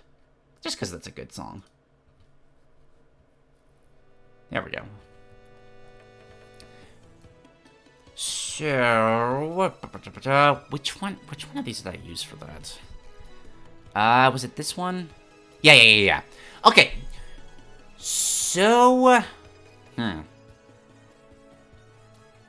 a new song in your dock. Oh, okay. Perfectly. There we go. Open link, a new window. Whoop. Let's get this going. Now, since this is a revisitation, we essentially have 2 options here. Because, like, we could just scroll through this again and be like, oh, yeah, these are all fun ideas, but that'd just kind of be revisiting old stuff. So, 2 options. I want you guys to tell me which one sounds more fun. We can either go character by character and just kind of take, like a minute or two, just kind of brainstorming what other costumes this character could have. Just make this a really fun, okay, but what if Mario was dressed up as a cowboy or an Italian chef or just something like that? Or, and this is kind of the one I'd want to gun towards, we could have some fun by looking at other games that have tried to do concepts like this.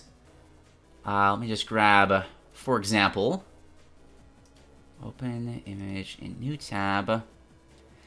This, for example, is from League of Legends, and we just kind of try to take, okay, so we say, okay, this one game tried to do a boy band skin. What Smash Brothers characters would work in, a boy band setting? And kind of just brainstorm, okay, what would be fun little skin themes? I could run a poll? Oh, right, how do I do that? Start a poll. Ask a question. 1 second. How should we approach this? Character by character. Or audience chooses themes. Start poll. I didn't know this was an option. Cool.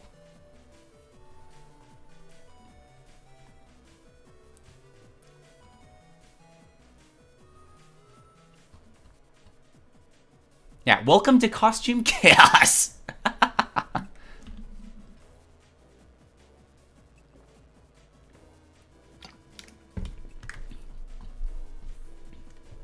Shocked they haven't done a Polygon 964 for their own. Yeah, seriously, right?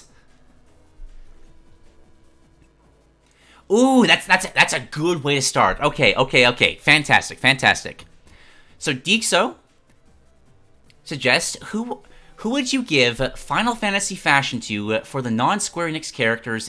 Actually, hold on. Let me go full screen for this. That'll just make this easier. So let's go full screen. We'll have the ideas on one side. Oh, hold on. And let's get the Smash Brothers roster on the other, just so we have easy points of comparison. App English. Accept all cookies, fighters. Okay, so, first question. What characters work with Final Fantasy fashion? I feel like an easy starting point is just like the Fire Emblem characters, of course. Like, what does Ike look like with just a billion belt buckles over him? Give him kind of like the Cloud-esque Advent Children kind of look. Yeah, this is going to be very easy to scroll between. Actually, let's move you a little over into the side, just so we have more room for, like, the actual dialogue. Nope, don't snap. Come on. No, no, no. Back computer. There we go. Okay.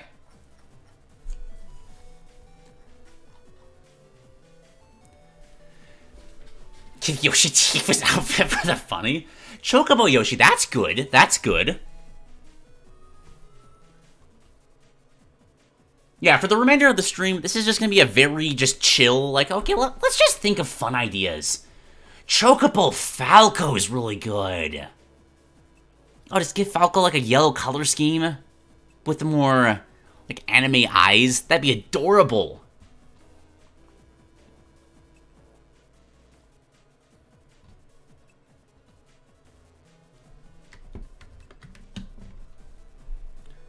I feel like I could have some fun with, like, a Genova-styled Mewtwo as well. Kind of hearken to the sort of shared, well, not shared alien, but kind of like the more alien natures of them. Just kind of give Mewtwo more of a Genova color scheme with maybe more just kind of gross, dark bits floating off him. That could be really cool. Black Mage again. Ooh, Black Mage could work for a lot of these characters, actually.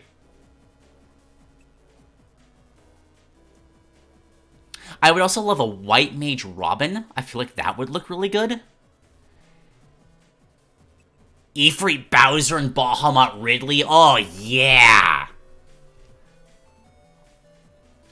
Like, see, this is what kind of bugs me about Smash Brothers as a crossover game. Like, yes, these characters are crossing over, but you can't...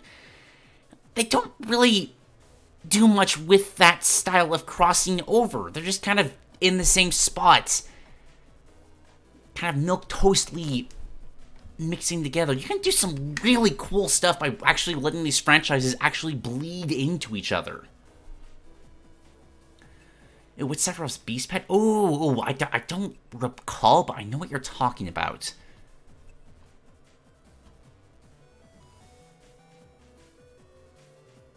Down for Barrett Snake? Ooh, yeah. Barrett Snake could be cool. I feel like under that line of logic, a Tifa Zero Suit Samus or Tifa Wii Fit Trainer works pretty well too. And you know what? I kind of take it back what I said before. Genova isn't so good for Mewtwo, but Genova Rosalina, that could be sick. That could be so sick. Kate Sith Bowser Jr. or Cat Sith or Catchy? I don't know. Mythologies are always pronounced multiple ways. But regardless, like, changing the clown card... You can do a lot by changing the clown card to various things. But making that the puppet while Bowser Jr. is the actual cat, that could be great. Peach Arrow would be very fun. Can we go deeper with this? Like, what are some creatures? We go for maybe a Chocobo-style Jigglypuff might be really great. Like, I just take the Chocobo head and kind of style Jigglypuff in the same way. That would fit pretty well. Genova Rosalina uses Luma Moogles. That's great. That's really good. Captain Falcon would look pretty cool in a Shinra uniform. Garland Ike, yes! Oh, yes! Garland Ike is a 10 out of 10. Yuffie Sheik is another pretty obvious one. Jigglypuff screams Dragon Quest slime to me. Yeah, that's good, that's good. Look up Moomba from Final Fantasy VIII. Yeah, I'll do that. FF8 Moomba.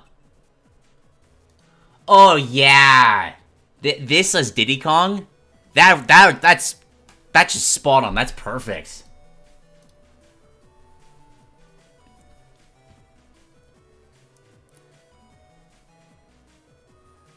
8-Bit Wiseman pitches an Incineroar, King K. Rool, and DDD in a Mexican luchador-style team-up. That's pretty good. Like, hold on. Let me grab a... Because I know Heroes of the Storm actually did this. Who is it with, though? Gosh, I can't remember the...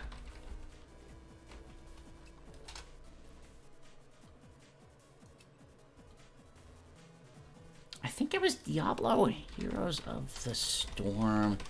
Diablo skins. Yeah! Like, take the idea behind this. Oh, come on. Let me open the image in a new tab. Come on.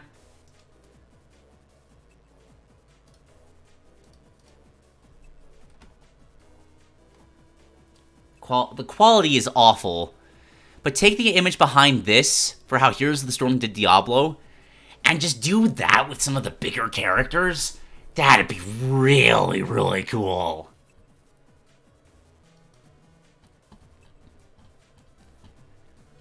Peach and Zelda swap Ooh, that's a good one. Costume swaps.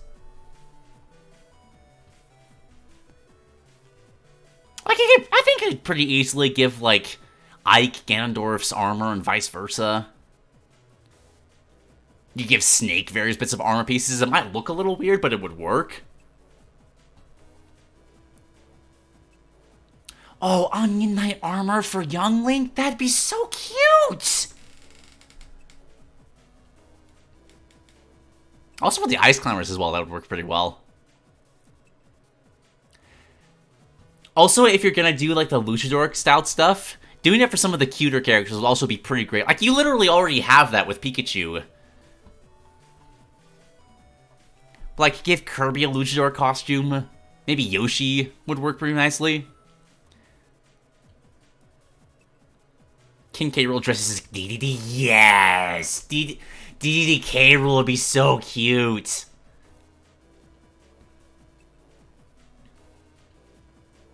Donald and Goofy Duck Hunt? Yeah, I like it.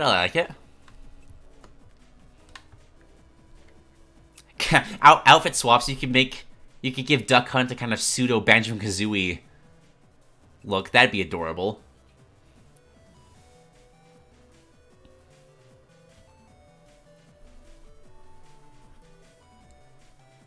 Speaking of Snake, give it costumes of Spy and Soldier. Ooh, that'd be fun. Dr. Mario is the medic from TF2 as well. Yeah, like, how did Nintendo not do something like that?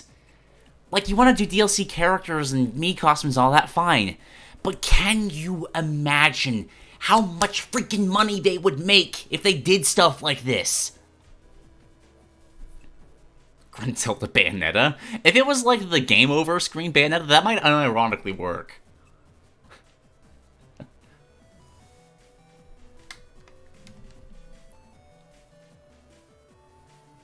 You could give literally anybody, like, Pikmin Olimar helmets, and, like, what they'd look like as a space explorer.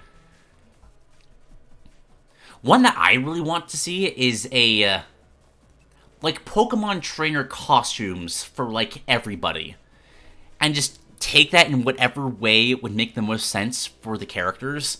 Like, some would be just basic, like, player characters, but some might be styled off of hikers, or some might be based off of, like, the Poke Freaks kind of deal. That could be really fun. Isabelle with a Doomslayer costume, yes! Again, how is this not a thing?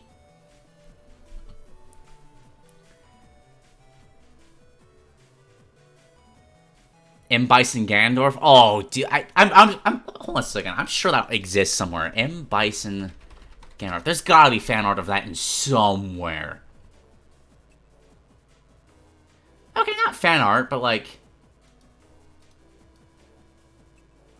Like, that's pretty simple, and that already looks pretty decent, right? Just embellish that a little bit more, that could look really, really good.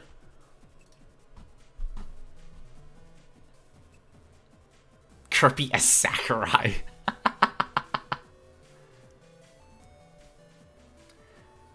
Oh, that's a good one, Olga. Because, like, the Inkling already looks like Futaba. Just give the Inklings, like, Futaba's outfits. That works perfectly. Giving Inklings white ink and turn them into a Mario blooper, that's not gonna work as well. But black ink, that works. That works. That's good. Bowser as Dragox from Ring Fit. Fun.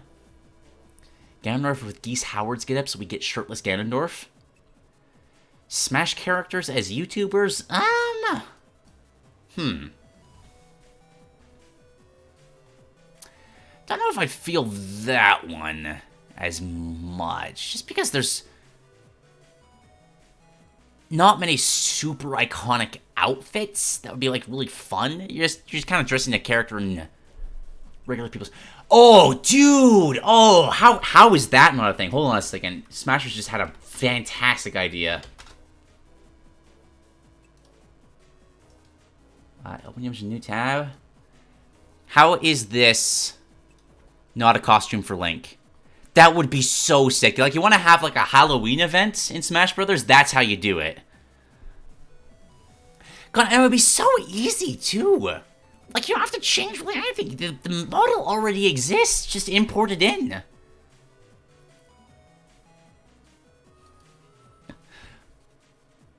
If Cloud the dress... I mean, of course. Like, cross-dressing Cloud is a must-have. I would pay money for cross-dressing Cloud. Pyra and Mithra as Cosmos and Telos. Ooh! That's good. Like, how... Hold on a second. Cosmos and Telos... Open the image in new tab. If this would choose to load fully. I can see it, yeah. That'd work. Joker is his DC Comics counterpart. Wonder Bowser Jr., yeah, that works well. What about some, like... Hang on. What are some fun Halloween skins that would work really well?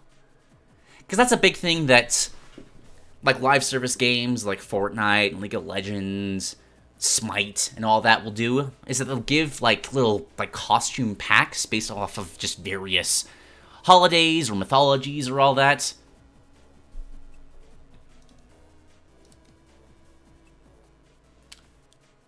Because, like, there's some obvious ones. Like, there's like we just said, the Hero Shade thing. How has Mario Kart Tour handled this? Just as a starting point.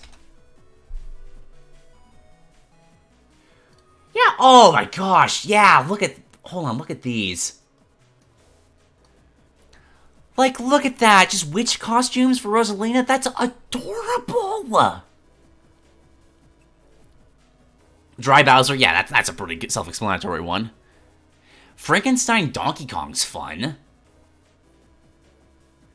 Ganondorf Dracula, yep, that works too. Sonic just... Oh, dude! Chris and Casey Brown! That kind of spirals off into its own tangent, but, like, protagonists dressed up as their villains? That'd be so fun!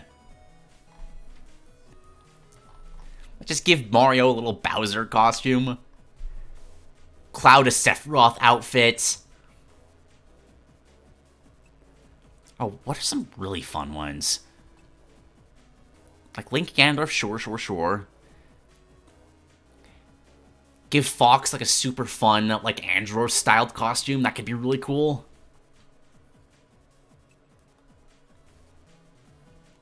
Just Potted Plant Up as one of the singing plants from Little Shop of Horrors. Charizard, but he has a pumpkin carving where the tail flame is the candle.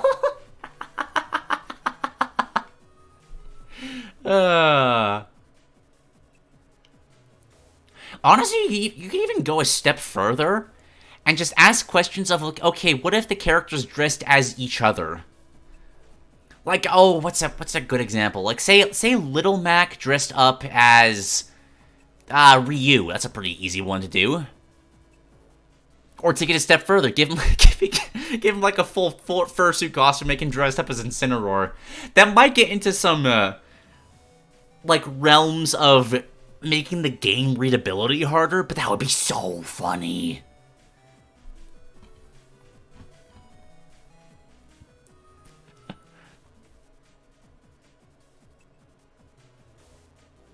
Like, you could give Diddy Kong like an edgy Dark Pit costume or something like that. It'd be so cute. Shulk as a Victorian scientist for Halloween. Yo, that's good. That's really good.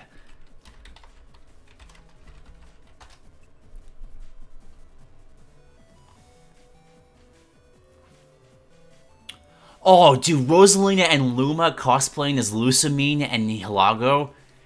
That's also really good, man. That one actually exists. Hold on. Let me Google that. Kinda. Not really.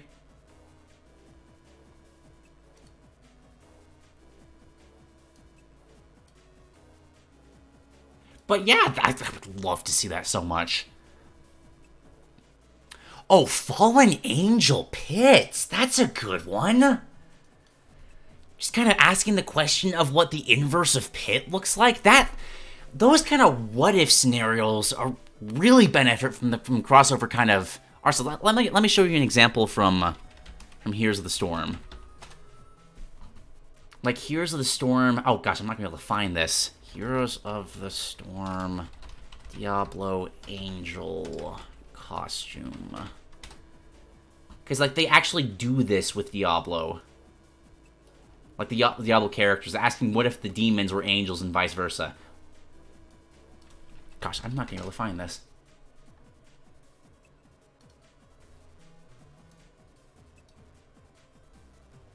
Yeah, there we go. There we go. Open the image. In new tab. Like, look at this. Like, just taking the base concept of, okay, this is a demon, but what if they were an angel instead? I'm not talking about, like, Dark Pit, Lucac. Come on. I'm talking like, okay, what if Pit was a demon? Or like a deceased angel? That could be so sick.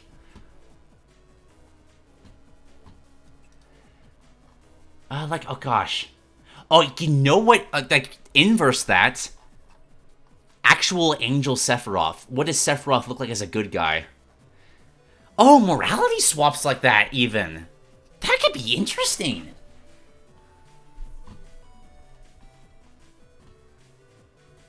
Possessed anybody, for that matter. Evil Ryu is an obvious dark what if all. Yep.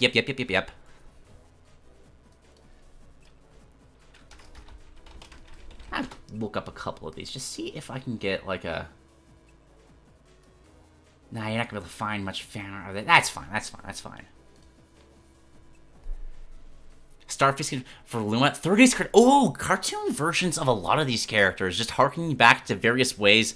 Like Captain N stuff. That'd be really fun. Bible accurate angel for Pit. I don't know how you do that. But I would love that so much. Robotize any character. Yo, dude. Like, yeah, this is what I'm talking about. Like, those kind of, like, themed skins. Where you're asking, like, okay, what if these characters were from space? Or what if they were from, like, this time period or this culture? Like, you can do a lot of cool things like that. Like, hang on. This is kind of stuff I'm sure there is fan art of. Let me see if I can find some examples. It's just like Cyber Bowser. Let's try Cyber Bowser. Yeah, okay. Fan art from somebody. But just stuff like this, right? Just ask, okay, what does a cybernetic version of this character look like? Or what does a mecha version of this character look like? Or what does a...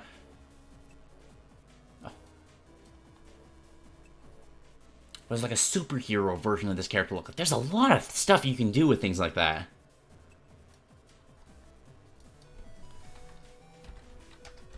Wait, hold on, let's do the inverse for a second.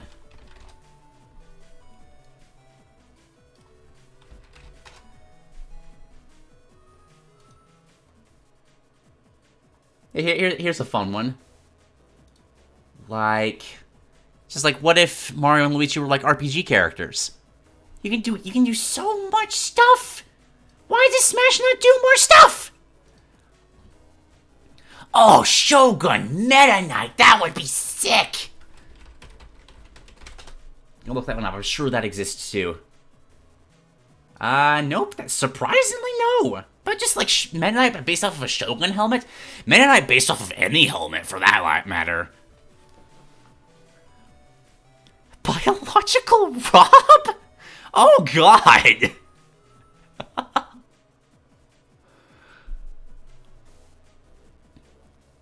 What does a caveman prehistoric look for Yoshi or Bowser look like? That's a good question. I would assume, like, you ever see, like, the realistic Pokemon kind of deals? Realistic versions, like, make Yoshi an actual Velociraptor or something like that. I don't know, that might get weird, but could be interesting. What if characters had their design swapped, like Splatoon made in the 80s or Mario in the 2010s? Okay. So kind of just swap, like, the culture that's around their design. That'd be interesting. Just give the Inklings, like, very plain clothing, and then just Mario's, like... You ever see those Mario drawn in, like, the style of Sonic kind of deals? Hold on a second. Yeah, this thing. I think this is made by a pretty famous YouTuber, if I remember correctly, but, like... Oh, hold on a second. Stuff like this. That's hilarious. I'd love to see more stuff like that.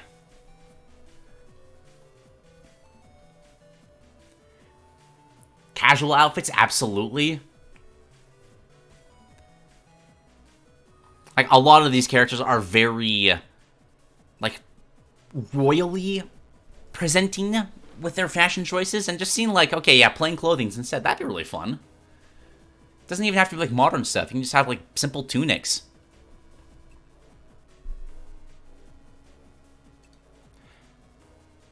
Floral shirts, yeah.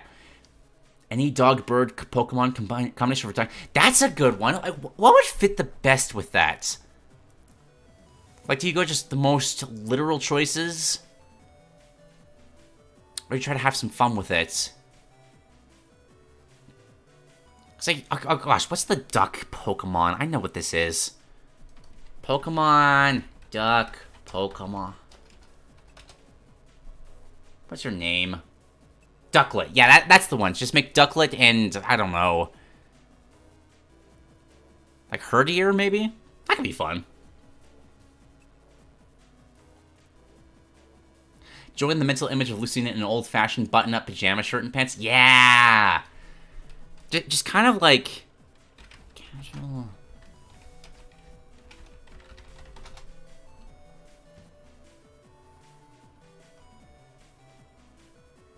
Just kind of like... Just pick up a random image from... just kind of like this style of clothing for the Fire Emblem Royals, where it's just a lot chiller. That could be really fun. Knight, Banjo, and Dragon Kazooie. Yeah! Oh, Banjo and Kazooie. You got so many different costume possibilities for them. Skins inspired by glitches. Oh, building off of that one, let me see if I can find the... boss skin.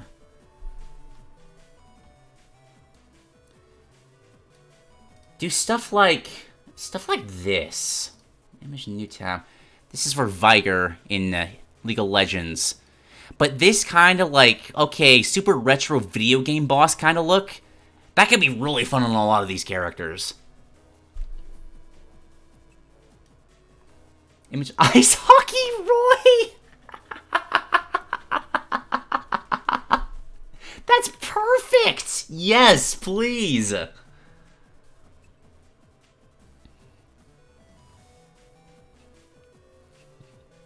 Yeah, sports costumes for a lot of these characters would work really, really well.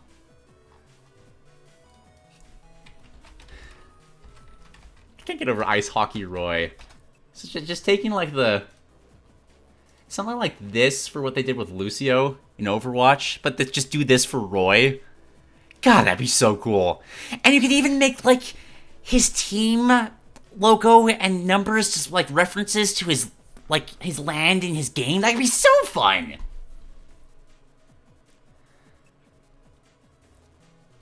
Okay, new question for the chat. Who's the sports team mix? Like we're making a skin pack. What are we doing? I feel like you gotta have at least a striker's costume in there somewhere. And like first choice is probably Bowser for that. Oh yeah, striker's outfits for that matter. How is that not in the game?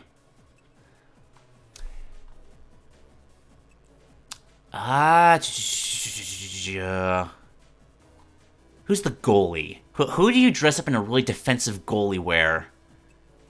I would love King K. Rool. It's like a hockey goalie. That'd be so fun. Or maybe Incineroar, but really both of them for the same reasons. Referee Mario, of course, of course. Kirby is the ball!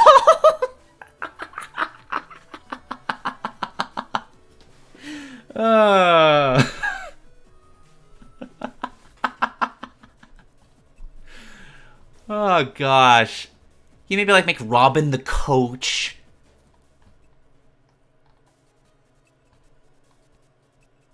You could do like a Rosalina and Luma skin with that, where the Luma is just wearing a helmet while Rosalina's got the full outfit. What sport are we talking about? Any of them. Just any. Just let your creativity run wild. Street Fighter 6 is Ken is the coach. That works pretty well too.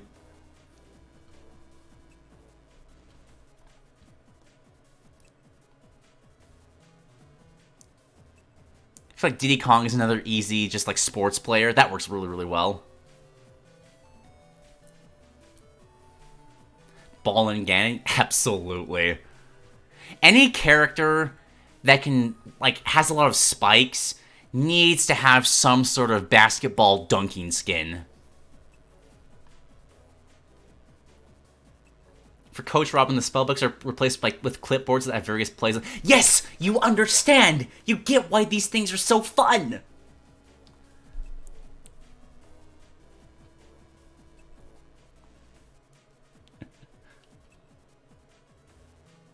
Basketball Ridley, but he has Toon Squad written on it for some reason. Doing some just, like, hilariously mundane or adorable skins for Ridley would be really, really funny.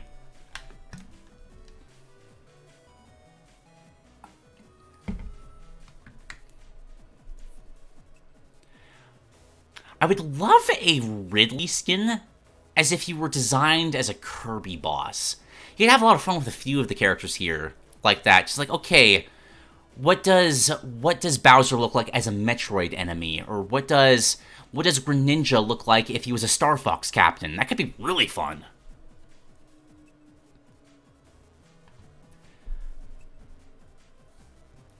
A mod gave Palutena a teacher costume. I want to see this one. That sounds funny. Palutena teacher mod.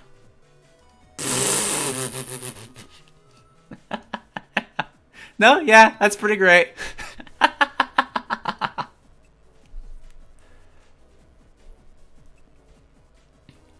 Xenoblade boss Palutena. Ooh. Oh, that could go really hard. Oh, yeah, that's actually, hold on.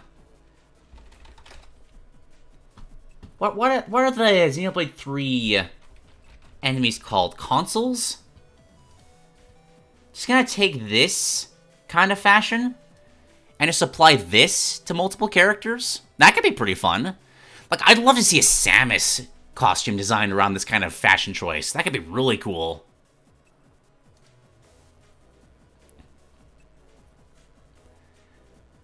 Company swaps the character, changes the style the company uses. What would be a fun one? In that way, we got Capcom. Oh, yo. Making, like, Capcom Monster Hunter-esque armors for various characters. Like, imagine, oh my god, imagine Mario dressed up in, like, Bowser armor, but in the style of, like, Monster Hunter. Oh, I'm sure this, Monster Hunter Bowser armor. I'm sure this, some sort of fan art exists. Like, yes! Oh, yes! Okay, hold on. Something like this, and just dress Mario in that. That would look so sick! And you could do that with, like, most of these characters. Like, hold on, I'm sure there's a Ridley one. I'm sure there's a Ridley. Could probably go a step further than that. It's like a Ridley Samus.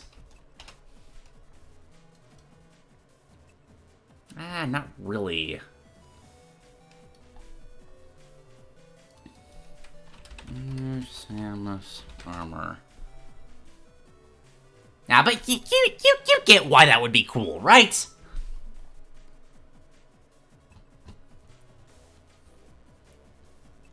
Pac-Man as a pizza? This ghost turns into different flavors of ice cream. But yeah, like little jokey ones like that. Like, what does Yoshi look like if he's entirely made out of cookies? You can do really fun things like that. Like, oh, okay, let me Baker skins. I'm pretty sure...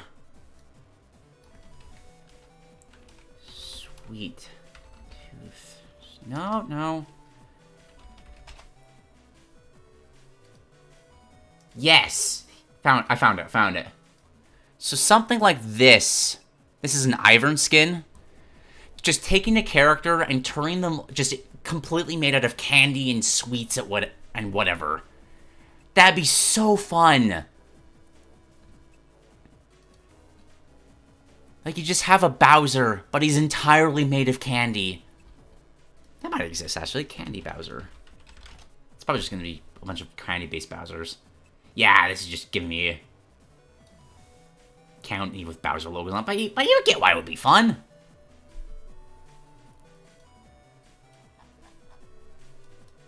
You could do references based off of other villains in their series. Like, if you give Bowser a King Boo costume, that'd be really fun. Similarly, Ganondorf, like a Vaati-styled costume could be really cool.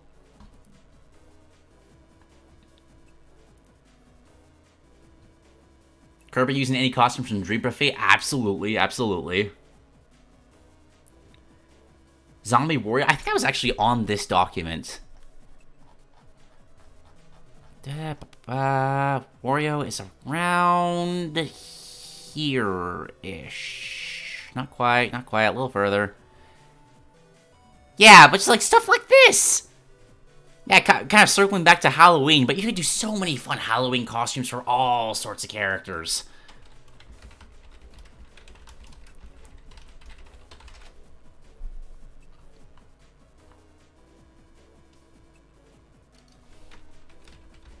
Pokemon Trainer Team... Oh, team costumes for any of the Pokemon characters would be so good.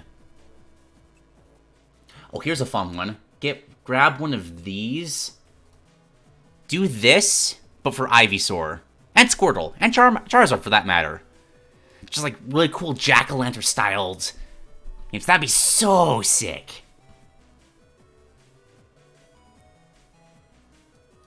Sanitized Inklings from the Octo expansion. That'd be pretty cool. Wario as Peppino is such a slam dunk. Like, imagine how much money people would spend for something like that. That'd be so good.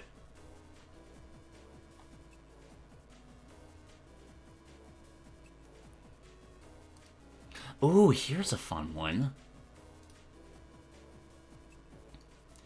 So, do like...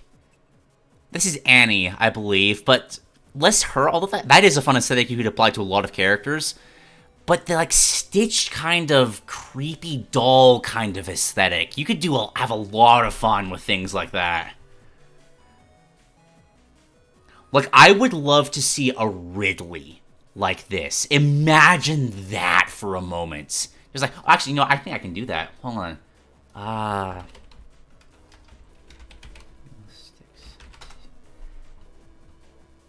So, I'm pretty sure Fiddle has something like that. Okay, it's not this one.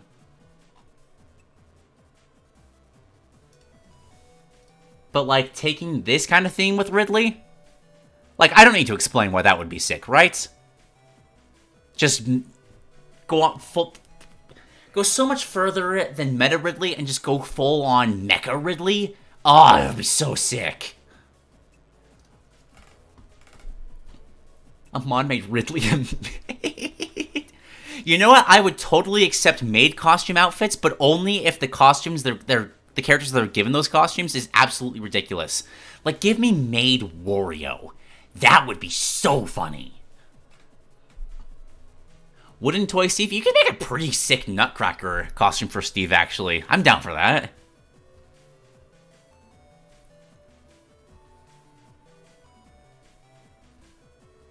Space Martian skins? Yeah. I hate to praise Korn for something like this, but doing some sort of, like, alien-esque comparison where Korn is transforming into a xenomorph instead of a dragon, that could be really cool. Human characters into animals and animal characters into humans, that's harder to do, but it could be pretty cool.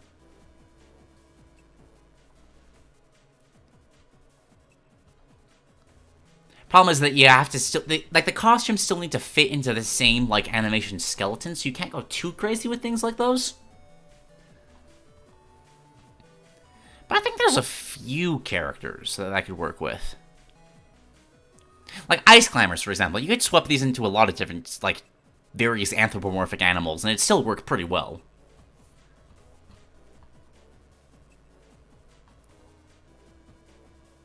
Country swap. Oh, I would love a country swap. Like, something I have always wanted is to give... hold on a second. Yes, this one. This is an artwork off of Twitter. If you just Google Egyptian Daisy, you can find this. But, like, something like this, to style Daisy as, like, an actual ruler of Sarasaland instead of just being an off-color peach, something like that would be phenomenal. I would love that.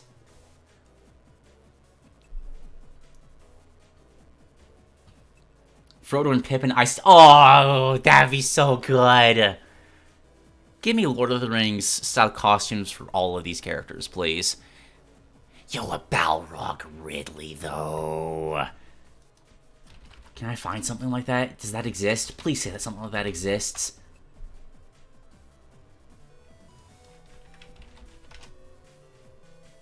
No, it doesn't. Damn it, that'd be so good, though. You can just say you want Gerudo Daisy. Like, I would want Gerudo Daisy. Ooh, Gerudo versions of a lot of these characters look pretty cool. Gerudo... And I'm sure there are plenty of pieces of artwork for things like this. Like, if I Google Gerudo Peach, like, for sure, right? Yeah, for sure. There's like 20 different options.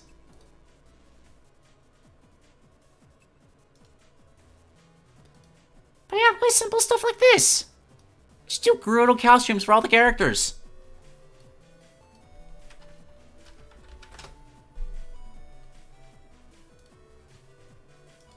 There's a fun one for the pits as well. Do something like that. That'd be... Look how adorable that is! Oh, yo, I think I've talked about this before, but... Making Pit and Dark Pit angels, but in, like, angel-styled in the sense of different cultures, that could be really cool. App-ride versions of Star Fox characters would be great. Racer Formula Speedsters. Oh, yeah, like, what... Just ask the question, what would any of these characters look like if they were F-Zero racers? And that's just 89 costumes that would make so much money then and there.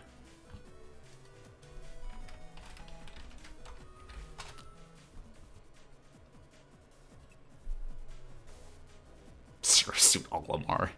Although Olimar in, like, casual clothes would be pretty fun.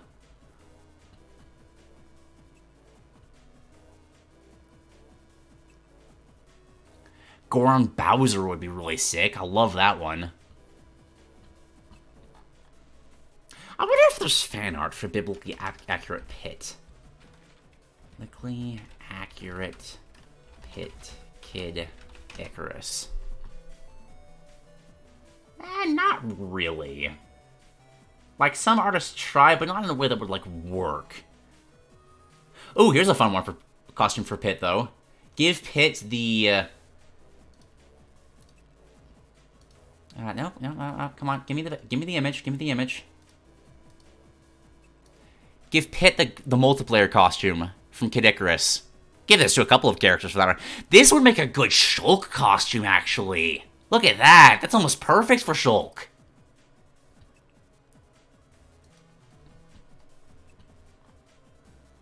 Spanish dancer Ganondorf. Yes, please. Please say there are... I'm sure there's plenty of Spanish dancer Ganondorf. Like, I know there's plenty of, like, GIFs of this, but please say someone's done, like, an actual costume for it, though. Yeah, I'm just getting terminal montage. Come on, somebody's had to draw this at some point.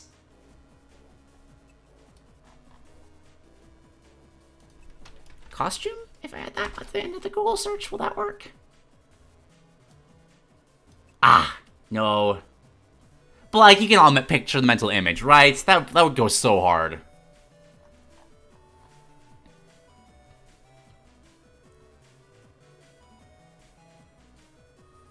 Have you never seen that? It's because it's not Pit armor. It's the multiplayer Kid Icarus, like, goons. I think they're just unnamed angels that you go against, like, 3 versus 3.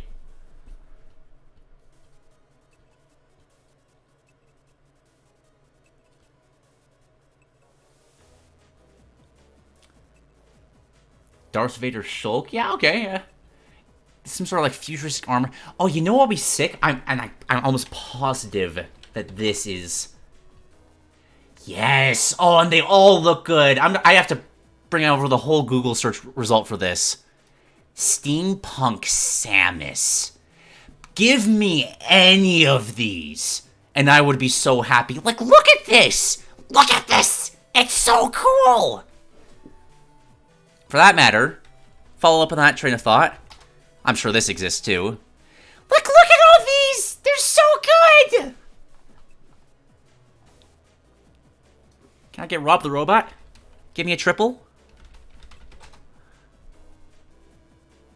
Ah, no. Rob's too generic. Doesn't work. Although a Wally, just Google an image of Wally and that's essentially the same thing. I don't want to leave Steampunk just yet. How about Steampunk Bowser?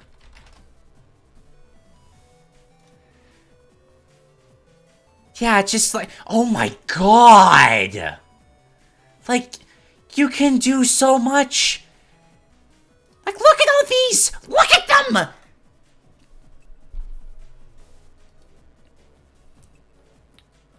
Ooh, from Dave the Paper, a what if if Mega Man was built by Eggman?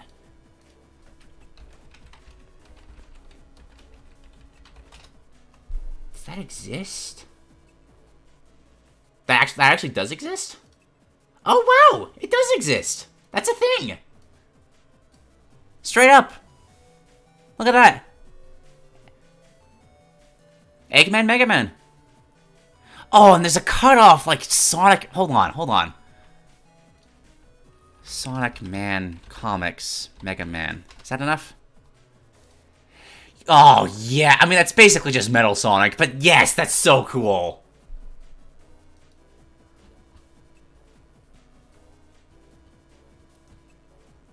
Smash characters... Oh, yes, Smash characters Mega Man Robot Masters! Oh, yeah, we're exploring this for a second. Smash characters as Mega Man Robot Masters. Please say this pops up. Okay, no, actually, we're getting a couple things. Oh, look at this. There's a few. like they're mostly sprite-based, but like that one right there, that's great. Look at that. Oh god, Donkey Kong is a robot with like huge barrels as arms. That would go so hard. That looks so cool.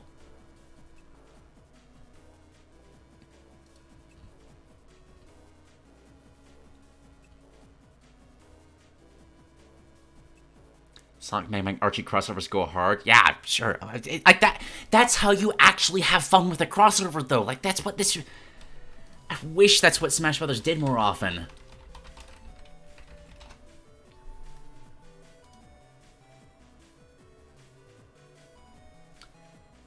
Viking-themed outfits, especially for the. Oh yes. Ooh.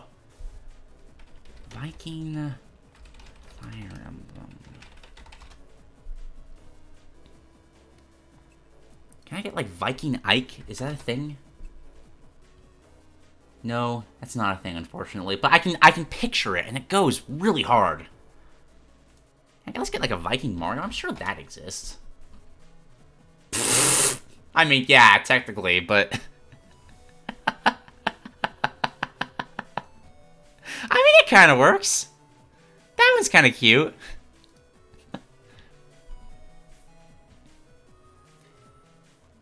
Yiga Clan Chic. Yep.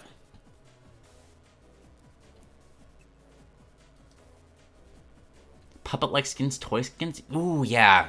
I've seen a couple of those. Like, here's a particularly funny one, if I can find it. There's a character named Mephisto. He is the Lord of all Hell in Diablo. This is one of his Here's the Storm costumes. It's just a puppet. And you can do that with so many different characters. Snowmad outfit for K. Rool would go great. I'm sure actually that exists too. Snowmad K. Rool. Google that. Nothing? Really? There's not a single K. Rool dressed as Lord Frederick? K. Rool Frederick costume? Does that work instead? There we go. So like this one. Do something like that. That look great. Masked DDD versions of all the villains. Ooh. I do like that. I like that a lot.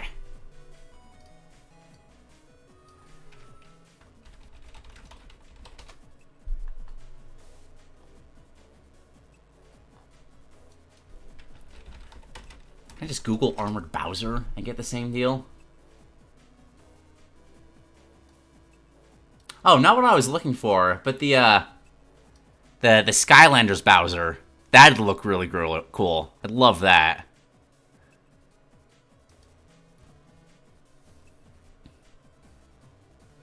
Muppet Star Fox!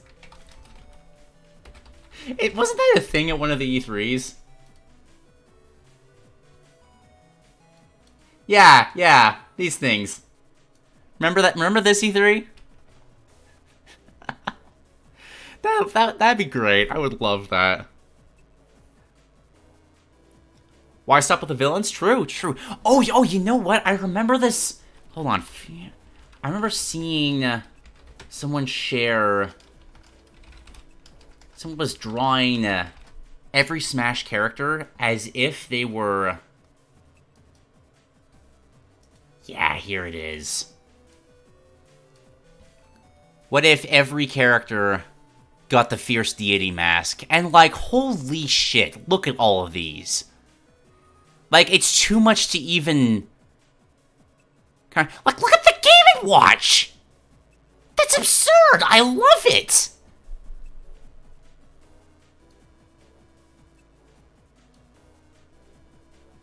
Oh, that K. Rool. Oh, look at... It's too much fun. Wait a second. Look at the Pikmin!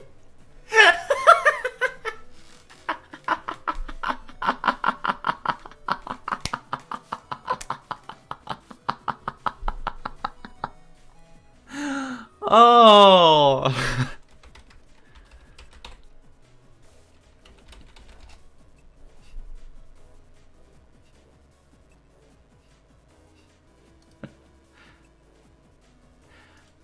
I googled that out of curiosity, Green Bear. And again, I'll take maid outfits so long as they're outfits for characters that look absolutely ridiculous.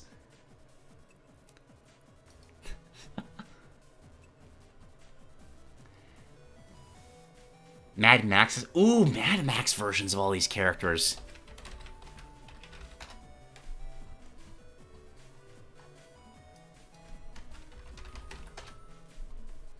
And you know what? I bet there's fan art. Hold on. Mad Max Mario Kart. I'm sure this is something that exists. Holy... Look, oh my god. Look at that. Just... Nintendo would never. But holy shit. Honestly, this works as both a Bowser costume and a Ganondorf costume.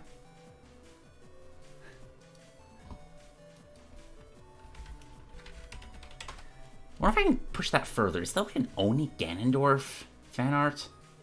I mean, that's basically what his Tears of the Kingdom boss battle is, to be fair. But can we push that further?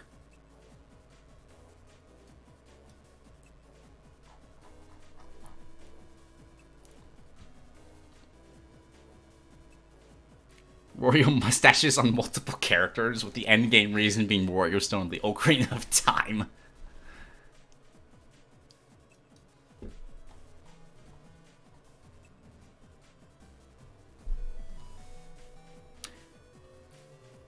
Detectives. Oh yeah, like holy, that's an easy one.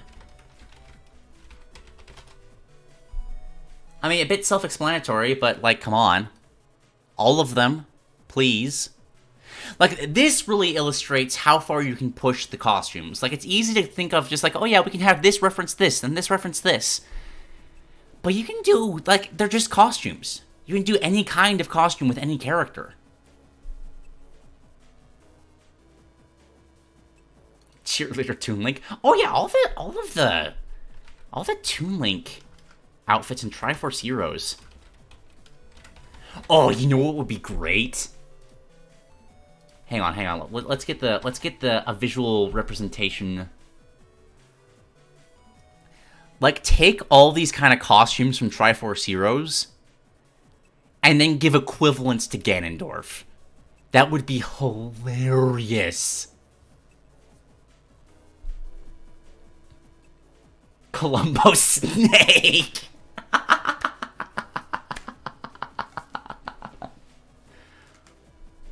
Oh, love that EC. Zero Suit Samus Shantae, Meta Knight with Shovel Knight's helmet, Cuphead Toon Link. Cuphead variations of any character, for that matter. Like, all of my money, take it all.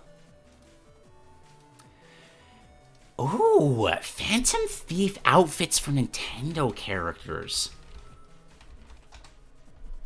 Does that exist? Can I find fan art of that? Ha! Here's a Daisy. That's pretty fun. Oh my... Oh, guys, look at... Oh my... Business suit Bowser. Oh, I want it so badly.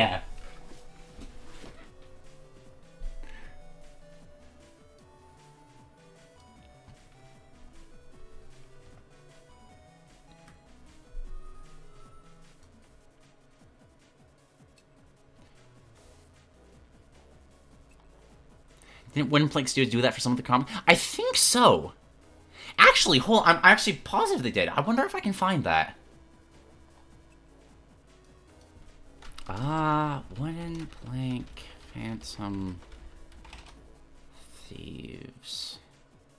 I'm pretty sure this is a thing. Yeah, because they, like, infiltrate Sephiroth's mind, right? Can I find this? I'm sure this exists. Because, like, it's the whole... Like, Squirrel's got the squirrel... Yeah, I found it. Like, look at that cloud! Isn't that fantastic? Look at him! He's so good!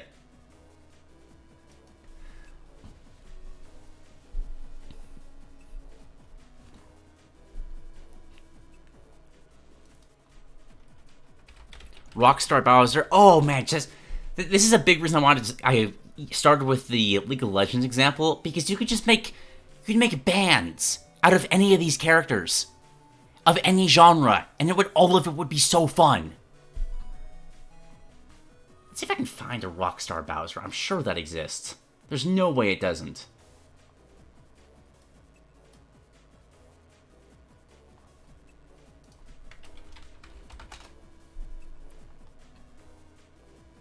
I'm only finding costumes of Bowser for, like, actual real people.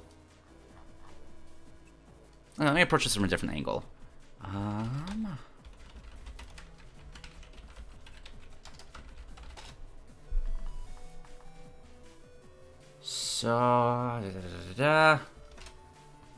a shot of Pentakill from League of Legends. Nope, that image is too small. So give me like Yorick's costume, but on Bowser. Like, give me the hat, give me the mustache, give me like the furred armored gloves, give me all of it. Oh no, that's Yorick. I was pointing to Olaf. Point still stands. Oh, also looking at this, Pit with metal wings would look so cool. Wrestler skins for DK and K rule. I'm pretty sure there's gonna be fan art of that. Wrestler Donkey Kong. Like, surely, right? There's no way there's not. Really? Nothing?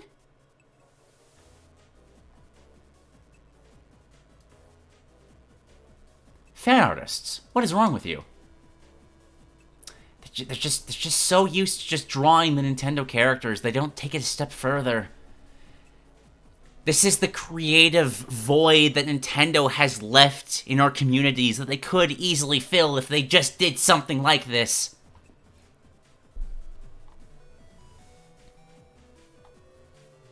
Rosalina as a violinist. Oh, I've got an artwork for you. 10.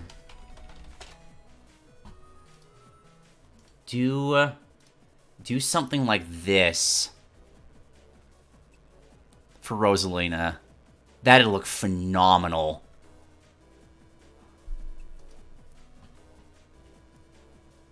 Meta Knight as a yarn ball and sewing needle.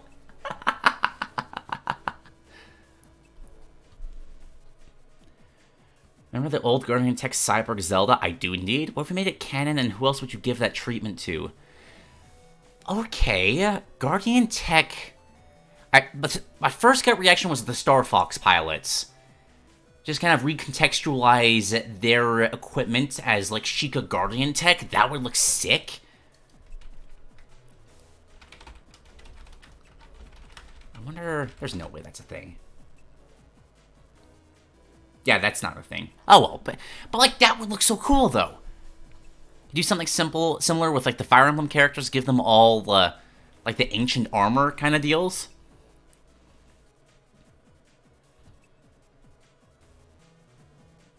Supersonic versions for every character if they got all 7 Chaos Emeralds. There's no way somebody hasn't drawn Mario with the Chaos Emeralds. There's no way. Yeah, and like I thought. Like, it's kind of cringe, but at the same time, it's kind of hilarious.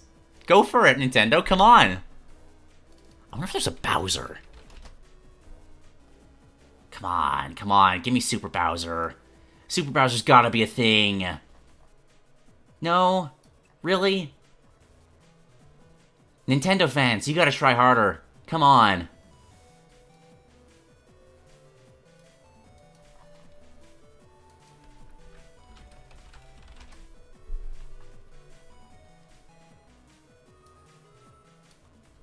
You could, like, make a Giga Bowser, but then super sonicify it. That'd be so cool.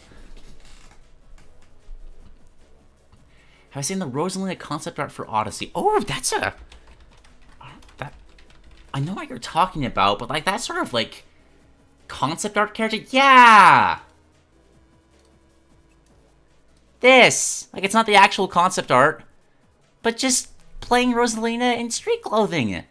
Again, so adorable. Doesn't quite work with some of her attacks, though. Might have to retool a couple of them. Make them like musical notes instead of galaxies. That could be neat.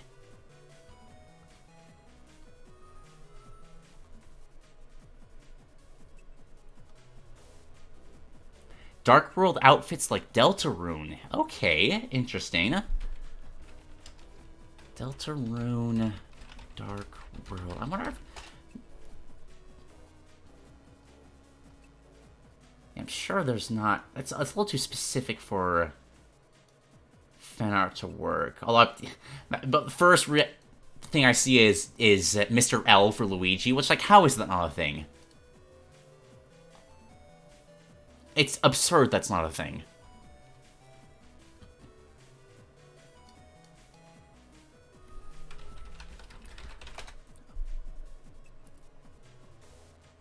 You go fall. Ooh.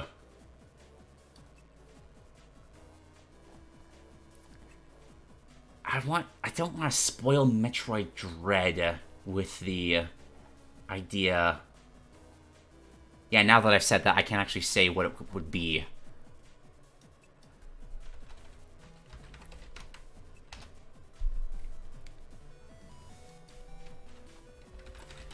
Can I find that without showing the Dread? No, I don't think I can. But anybody who's played Dread knows what I'm talking about. And I wonder if you could, like, take that concept a step further by making it even crazier.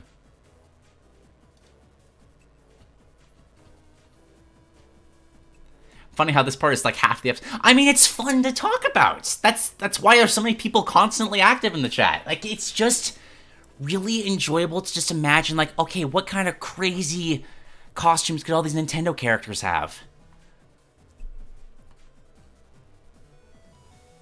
Make Wario Peach canon? Yeah, why not? Yeah, something like this. That'd look fantastic.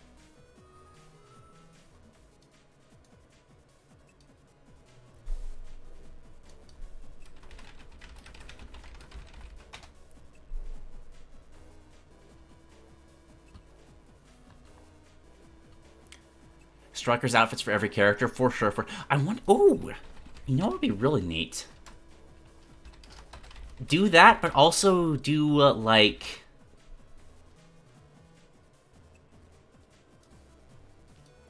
Don't stop at the Mario characters, right? Just get Mario Striker's, like, costumes for every Nintendo character. That could be so fun. Can I find...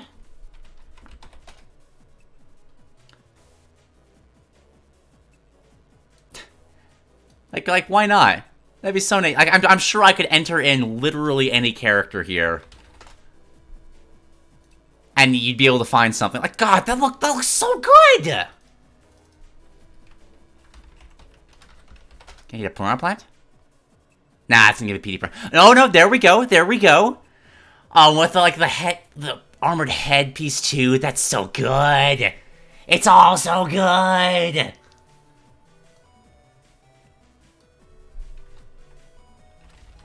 I get a Sephiroth.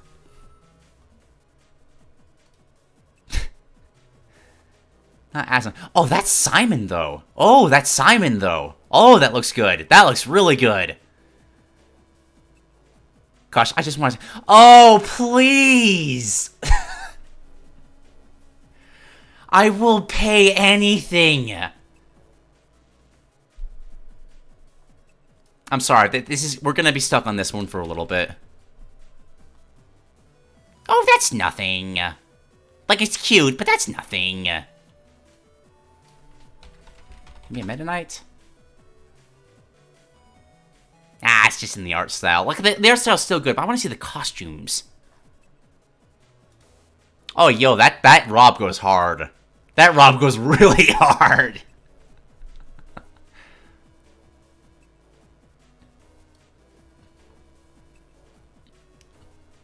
Last guy head out soon, but last one. Gothic fantasy versions of the characters. Like, take that Castlevania, but apply it to the Smash cast. I wonder if that exists for Luigi. Because of the Smash trailer.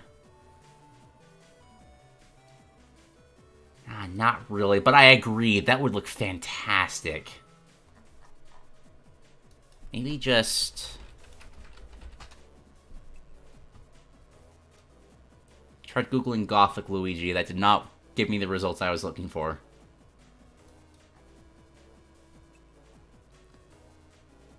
Oh, never mind. Found one. We got just full-on, like, Spanish Inquisition vampire hunters. Like, look at that.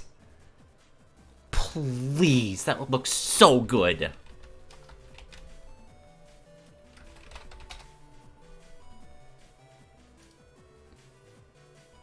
Kind of building off of that, here's a Dark Souls Samus. I feel like Samus is one of the easiest characters to be like, okay, any art style, this is gonna look like the coolest thing ever. I wonder if there's a Bowser.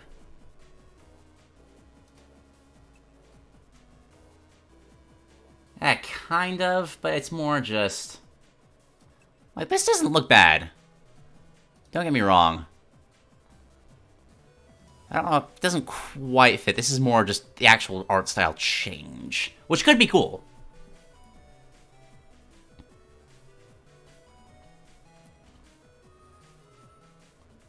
Have a cow dressed up as Mario and call it Muio?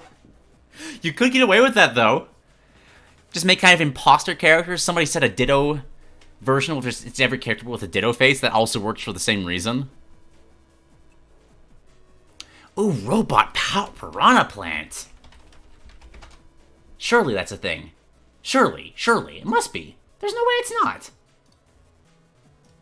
Yep, sure enough. That would be pretty sick. I would love that.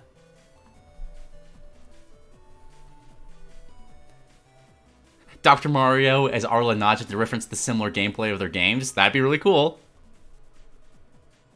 X-Parasite versions of every character. I wonder how far that would... Nah, not quite enough famous enough. But yeah, like, kind of just corrupted versions of various characters. That could be really cool.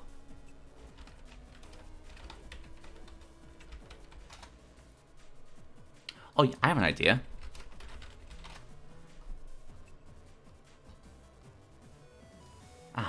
Not really stellar artwork for this, though.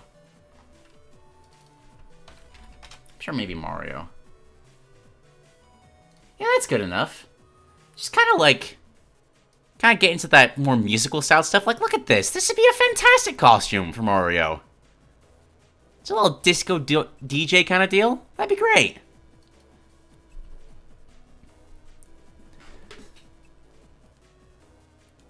Alright, farewell, Dyxo. It was fun having you. And you know, I think with that, like, we could talk about this for literally forever. Like, there is a limitless amount of just various holidays to pull from, various occupations, various time periods, various storytelling styles. You can make so many of these. And I hope we've at least left people with, like, a desire to see this pushed after more, because you could push this so far. But I think with that, we're gonna call it for today's Peasant's Perspective. Part 2 is complete. I will probably do another episode at the end of November, just because this is technically the October episode. But until then, thank you all so much for watching. This was a lot of fun. I wasn't expecting for this to go on as long as it did, but everyone just kept having really fun ideas. But until next time, everyone, I will see you all then. Farewell.